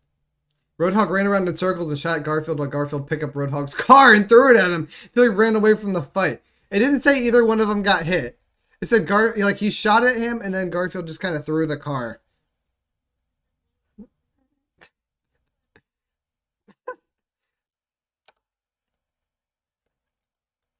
No one got hit.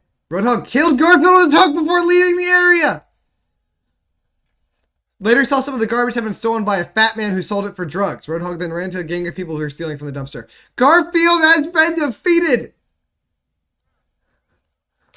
Garfield couldn't land a hit on Roadhog. What an upset. The biggest tournament upset is Roadhog beating an Infinity Gauntlet wielding Garfield. Garfield, he did. Oh, this is so heart-wrenching. Unsubscribed. Hey, you still got Goku in it. Can Roadhog beat Goku? Or did that find the cheat button?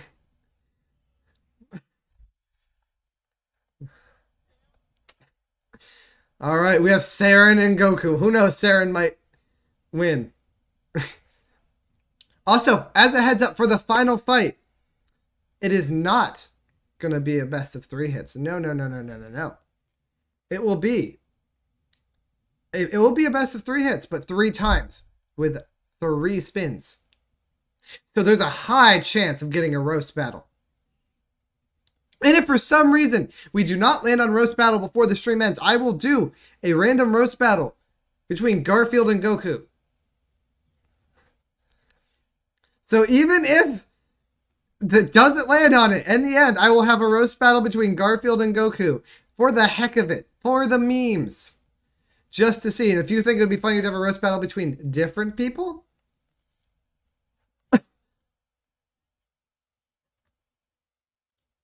we can. Yeah, we already have a stage.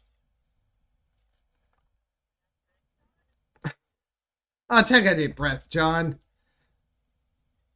We have to do that anyway. Come on. All right. Wheel. My friend. Roast! Are we going to land on it? No, it pushed over to the tip of the Empire State Building. It got so close to a roast battle. Go Groovers. Yeah, we'll do like 1 or 2 roast battles in the end for the heck of it. All right, the top of the Empire State Building. Goku and Saren. Goku was Ramen at the top of the Empire State Building when Saren flew up and yelled, "That was my ramen, you fool!"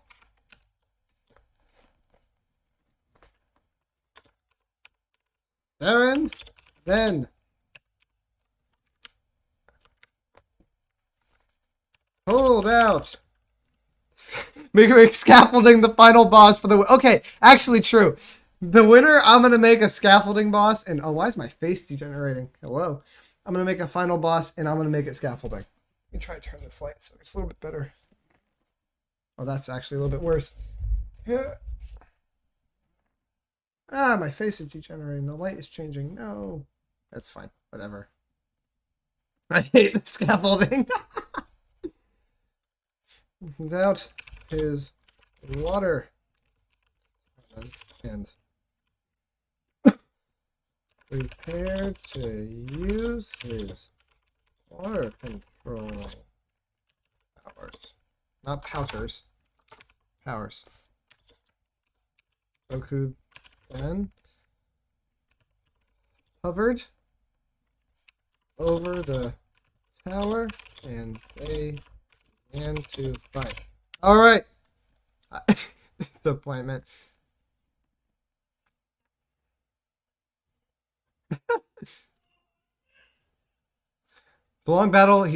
After a long battle, he lost and landed on the ground. Wait, who is he? Reset. It just says he lost.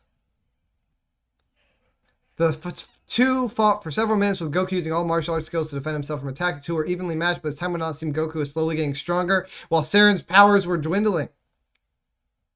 Finally, Goku decided to end the battle before he killed Saren and became too exhausted to use a combination of all martial arts skills and one attack, Dragon Fist.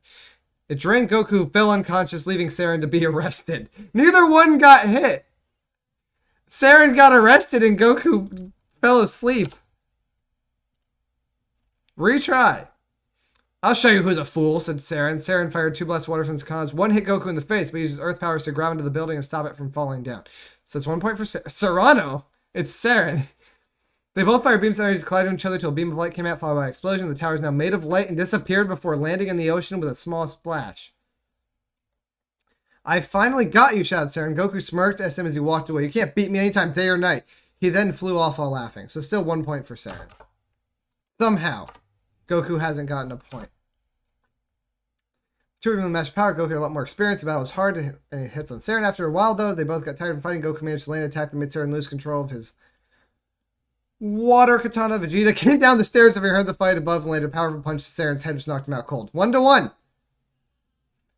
I will count Vegeta as a point for Goku because he did punch Saren. The battle lasted for what seemed like eternity, both fighters not using much ground. Eventually, Goku's power finally started to wane as he had expended too much energy in this battle. He used a powerful Kamehameha to knock Saren off the building, but failed to kill him. That's a hit. That's 2 for Goku, 1 for Saren. Garfield was right. Oh my gosh.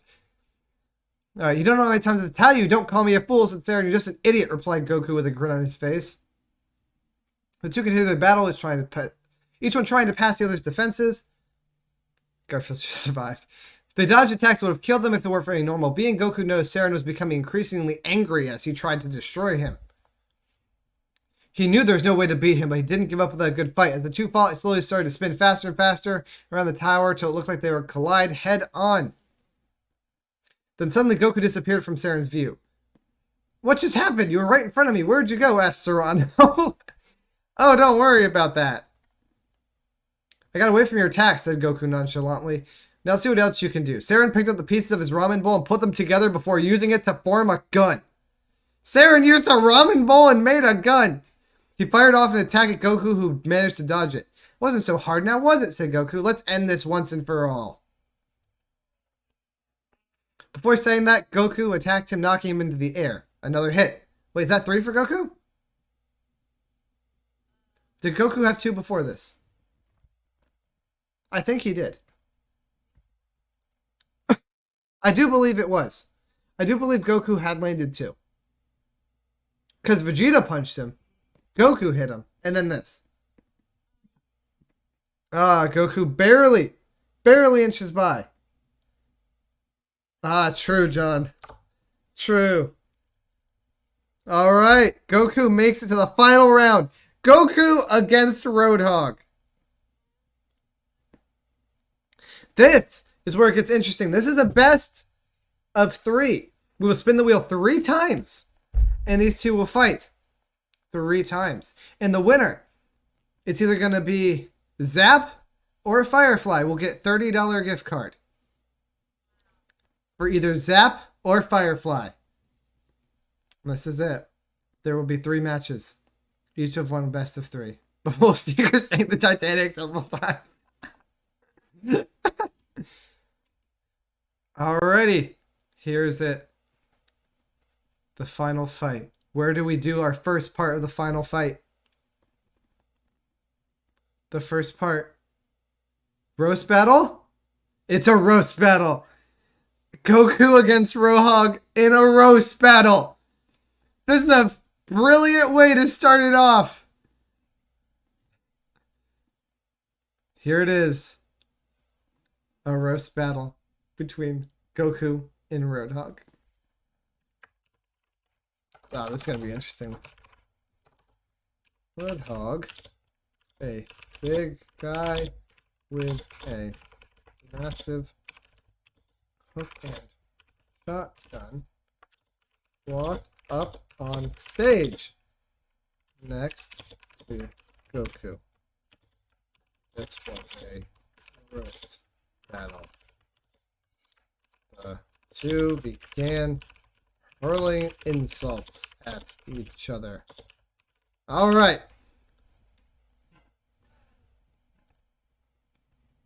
You're so dumb, you probably thought the Hulk would have his own movie. Oh!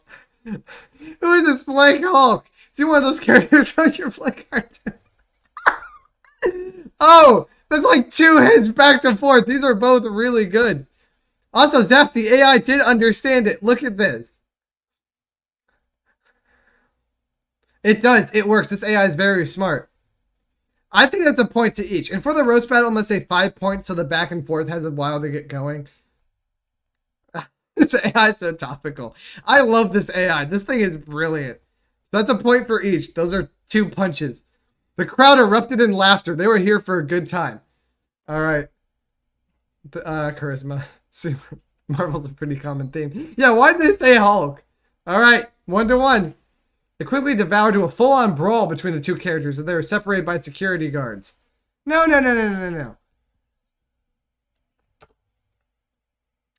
If only it was She-Hulk, true. I am Roadhog, he cried, fist clenched in the air. The strongest man alive.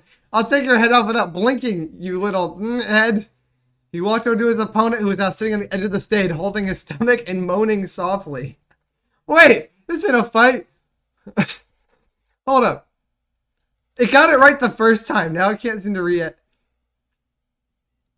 All right. You're like a 10-foot tall version of the little Asian girl who sings Let It Go from Frozen. Wait, did Goku say that? I'm assuming, because Roadhog's the tall one. Goku's mouth opened as wide as he tried to stop himself from laughing. Oh wait, Roadhog said that to Goku. Shut up. Oh yeah? You're nothing more than an angry Asian who was part of that testing. What? Oh, Roadhog's up 2. It's 3-1. Roadhog's destroying Goku.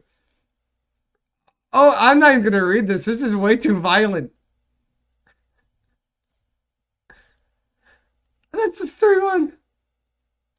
That's a little bit much there, Roadhog. That's 3-1. Roadhog needs 2 more points to win the roast battle. You're so stupid, you're just an idiot, Roadhog yelled. I've never seen anyone as stupid as you. That's too weak. That's not a point. That's too weak. That's too generic.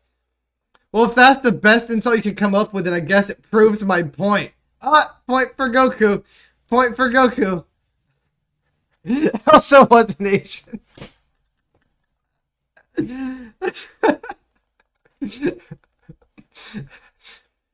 He took a drink of water from his glass and tossed it at Roadhog's face. That wasn't very nice. Yeah, well, you're not even worth talking about. Oh, poor Roadhog. He can't figure out an insult after those two good ones. He left. Alright. That's 2 Goku, 3 Roadhog. I heard you battle with Torbjorn. You got owned. He's just some dumb engineer who can't shoot. Lauren, help me judge this. He's saying Torbjorn killed him. Dr. Pug and Zep. It's saying someone got owned by Torbjorn an insult. And John. It's saying someone got destroyed by Torbjorn an insult, or is Torbjorn strong enough it's not an insult? Nah. Fair. Okay, nah, it's not. Goku, you're a pretty big deal in the gaming world, said Roadhog, trying to steer things back in his favor. It is weak. I'll take it. And I think that's awesome, but I'm also here as an actual hero. I fight alongside my team to protect the planet from evil. Well, me too, said Goku, raising his voice over the crowd. Because I'm a hero too, a real one. Beep! Roadhog yelled. You don't have any powers. You're just a fat slob with a gun. Wait, why is Roadhog saying that to Goku? He's a fat slob with a gun. That's also weak. That doesn't apply to Goku. Now you lost your job because of that stupid video you made. It was Torbjorn. He did it all by himself. Okay, I need to reset. It's still 3-2. I'm Roadhog and you were tearing half. No. Roadhog, you're not killing people. Chill. This is an insult. You're so ugly, your mom should have named you. No! I wish I had that. Oh, give that to Roadhog. Your mom should have named you. No. Just no. And that was Roadhog saying that. 4-2. That was a Roadhog thing. It's 4-2. You're so ugly, your mom's the ugliest person in the world. Roadhog, come on. Roadhog said that because it said Goku responded underneath it. So that was a point for Roadhog. Because it went Roadhog, Goku, then Roadhog said it. It said Roadhog responded. I just didn't read that part because I had 20 cuss words in one sentence and I didn't want to read that. But yeah. So it went Roadhog, Goku, Roadhog. Goku jumped over Roadhog's head and shot him in the face. No! You're not shooting! And also, the ugliest person in the world thing. Lame. Roadhog, you can do better.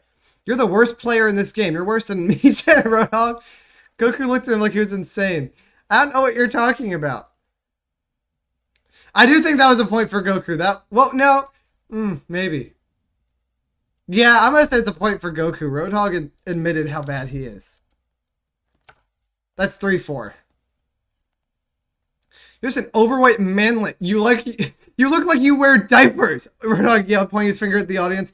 I'm not fat. I have a lot of muscle weight from all of my heroics. I don't know. Yeah. I don't know if that's... Do I give that to both of them? Because Goku, Roadhog's trying to defend how fat he is. He's so insecure. I will... That was for the other one. It's weird now. They are. Do we give that to Roadhog or do we just re-roll? I feel like this is a re-roll because Roadhog's so insecure. I can't imagine he'd be saying any of this with confidence. He's just kind of stumbling over his words. Re-roll, yeah. I agree. He's kind of just stumbling over his words. Roadhog called Goku Goku while Goku called Roadhog Roadhog. What? That's just calling their names. King Vegeta. No, we're not having King Vegeta. Okay, no, stay away from that. Roadhog was pissed that he'd been placed at the bottom of the bracket as tournament. What do you mean? Roadhog's technically seed 1. Okay, I think I know a way to fix it. Here are some of the best insults. That might fix it. Roadhog, your mother smells like farts. Lame. Goku, you're so fat when your mother comes out of her birthday suit. I'm scared she'll fall over. That doesn't make any sense. You know, Roadhog, your parents must have been really poor because they didn't afford. What? That's a little bit much, but I'll give it to Goku. 4-4. You look like your dad left you for another man. Wait, hold up. Wait, hold up. Who said that? Who said that? Yo. Look at my face, it's so ugly. If I made of bacon, I would still eat it. I feel like that's something Goku said to Roadhog. This one right here, this bacon, I would still eat it. Lisa, that's right. You're a fat pig. I don't know who said this. Oh, I know how to tell. Said Goku. Goku said it. Goku said it. Goku said it. Goku wins the first round. He wins. Yeah, that was 5. It's 5. Goku wins the roast battle. So now we have one more. We have 1 point to Goku. All he has to do is win this next one, then he wins. Then you, Zap, win the $30 gift card. We're fighting in Russia. And Roadhog was doomed to lose. In the dark, cold Russian plains. No, Russian. Where should they be in Russia? City of Moscow. Yeah, Zap, it is for the $30. Your Goku somehow winning. Goku somehow won a roast battle against Insecure Roadhog. So.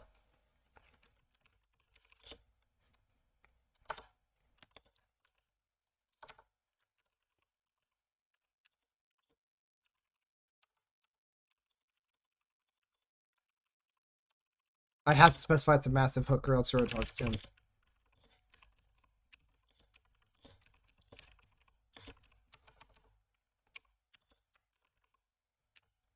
Not Roadhog. Being the jerk he is. Charged at Goku. And the 2. Alright. If Goku wins this, you win, Zap. Roadhog was knocked back by the force of Goku's punches, then used his hook to grab Goku, throw him in the building across from them. 1-1. 1-1. Roadhog then shot at Goku was in midair, but he didn't hit him because he dodged. It's 1-1. Again, this one will go to 3 because it's normal. The bullets bounced off the building and made sparks. Then he used another punch on Roadhog, which sent him flying to a wall. Wait. So Roadhog fly, but then Roadhog yelled, "Die, Hog," said with rage. Good. I knew you wouldn't be able to take me down. Roadhog charged at Goku again, but Goku dodged him. You are nothing but a little child who thinks he can hurt me and his other friends. Die now! Goku turned around to see Arisa laughing at Roadhog for getting scared of her. She began mocking Roadhog, saying she had no chance against Goku.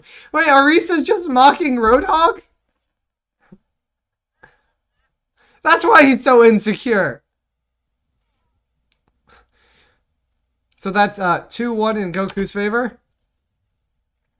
They both super strong, but Roadhog had his gun and Goku had no weapons. Goku used Kai to destroy Roadhog's hook, but he was able to get up. Roadhog shot him in the stomach again. 2-2. 2-2. I've got you now, pulling out enough. Roadhog stabbed Goku in the chest. That's Roadhog. We're going to the final one. Roadhog kills Goku by stabbing him in the chest with a knife. It is 1-1. It comes down to the final spin. Firefly and Zap. This is it. Mom's basement? Mom's basement is the final fight. You know what? Dr. Pug, you specify this.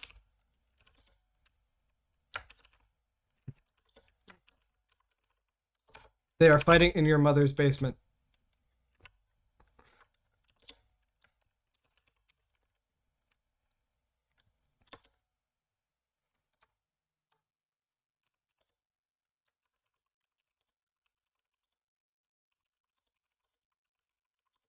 Nice. I'm canon now.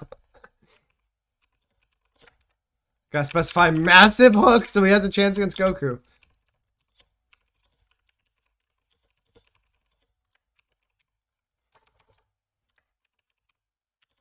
When he two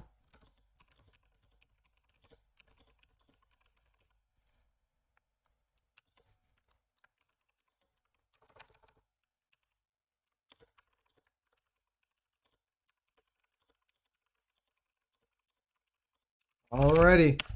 Zapper Firefly. This is it. They both swung their weapons at each other, smashed the floor around them. Roadhog was in good position as he shotgun trained Goku's head. Meanwhile, Goku tried to strike him from behind, but missed and got hit by the shotgun blast in return. Roadhog, 1-0. Roadhog then fired a few more shots at Goku, managed to dodge most of them. Of these, he brought up his leg and kicked Roadhog hard in the stomach. 1-1. Goku ran over to Roadhog and landed an uppercut into his jaw, sending him crashing through the wall of the basement. All right, that's it. It's 2-1, and then it says he left, and then a red-haired Saiyan standing there looking at him. So, 2-1. After a minute of fighting, Roadhog threw Goku into the wall and knocked him out. It's 2-2. This is the hypest ending. This is it. With the click of this button, Firefly or Zap, one of you two will be walking away with a $30 gift card and the satisfaction of knowing your character won. Goku threw a punch that made Roadhog fly into the wall. That's it! Goku wins the tournament barely in a very, very close battle. Zap, congratulations. And you have Goku has earned the chance to fight the scaffolding. If Goku defeats the scaffolding, I'll throw in an extra $1. Well done, Zap. Well done. This was an excellent tournament. I did enjoy this thing. It did come down to the wire. That was like the final punch on the final match. That was as close as it could have come down to. Well done. And now, to make scaffolding. This is it. Here we go. Amidst dark, cold underworld. Oh, I spawned this. Lived the living. Holding. He had such the power of friendship. True. All right. And it all came by friendship.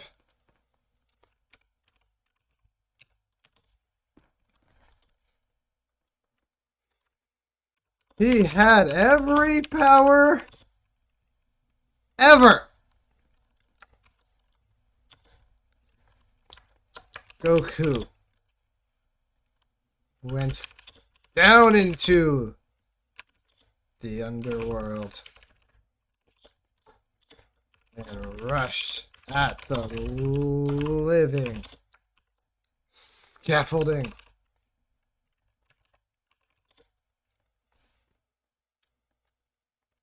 To try to take him down. They began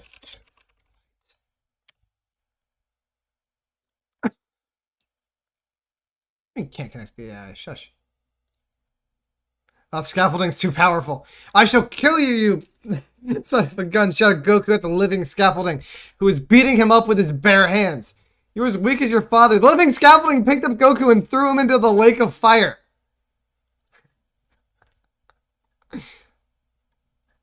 We hit 150 subs. Let's go, Zap. Thank you for letting me know. I didn't check yet. That is awesome. The living scaffolding killed Goku for no reason other than because he liked it. The living... I'm sorry. The extra dollar. You do not get the extra dollar for defeating scaffolding. The living scaffolding just killed Goku because he just wanted to feel something.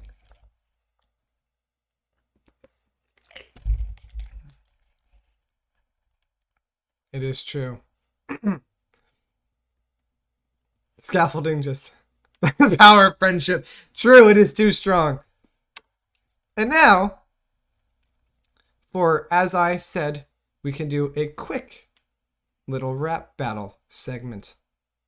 Rap? Actually, can the AI do a rap battle? Something to keep in mind for the next tourney. Just throw the power of friendship on someone. Let's see if the AI can do a rap battle between Garfield and Goku.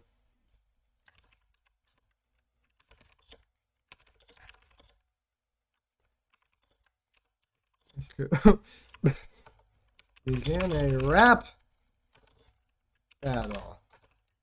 And this is how it went. Goku, I'm so strong that my muscles are made of steel. Garfield, hey, I got some steel in me too. Goku, let's see who's stronger. You're on. They both start to flex their arms. What? That's not a rap. Roasting rap battle. I'm Goku, son of Gohan, the power of ultimate enemy. Saiyan blood thirsts through me. Don't mess with me or you'll be dead in seconds. Meow, you're toast. I'm your head now. Good luck beating me. You won't last 5 minutes. That's what you get for trying to take down the cat. I'm assuming this meow is a switch for a Garfield. Meow, you're toast. That's what you get for trying to take down the cat. My friends call me Go-Go Man. There's nothing that can stop me. I will not lose. Except for a rap battle. True. I like the roast better.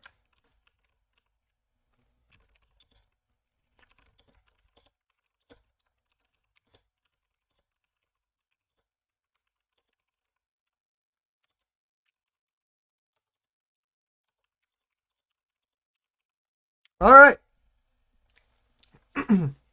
Goku, your arms are so long they can wrap around Earth. Garfield, I was talking about your head, you big dork. Garfield, can I play with your tail? Sure, just don't pull it too hard. I'll have to kick. Hey, you're not. Wait, you're some guy who looks like a cat. Where are the good roasts? You think I'm an alien? That's stupid. Yeah, it's stupid. I'll eat laser beams. What's that noise? It's me crying because you suck. Huh? Alright, the AI is kind of dead. You're a cat. You're supposed to be furry. I'm not hairy. Same thing. Where do cats get cute powers? Okay, yeah, this thing has divulged into... It doesn't know what it's doing. It's trying. You're a kitty cat, right? I'm sure you've seen this before. Garfield held up his palm down to make it look like he was holding an egg with a hole on the top of it. And he took out a hairdryer from his pants pocket and pointed it at himself. The trick is to get your thumb under the edge and blow on the egg until it blows up. Then you can just peel off the shell, right? Goku responded by taking a leaf blower from his back pocket and pointing it at Garfield's head. You know this trick too, huh? I learned it when I was a kid living on my home planet of Koshi. The air pressure caused the leaf blower to create a huge blast of wind that blew away Garfield. I don't know, Zap. It's a trick with an egg and a leaf blower and a hairdryer. That's what I know. I know it's not a roast. It's just like, watch this trick. Goku, I'll have you know I'm a powerful warrior with super strength. Oh, really? How about this? I can beat your face in it. You're full of it. It's not like 3-year-old insults. I'm not full of it. Yes, you are. Shut up. Shut up yourself. He's trying to imitate her benders. You're such a baby. Yeah, no, I'm weak as a kitten. Okay, these two cannot roast. I'm gonna be the one who kills you. Forget about. Okay, yeah, these two can't roast. Hold up. Okay.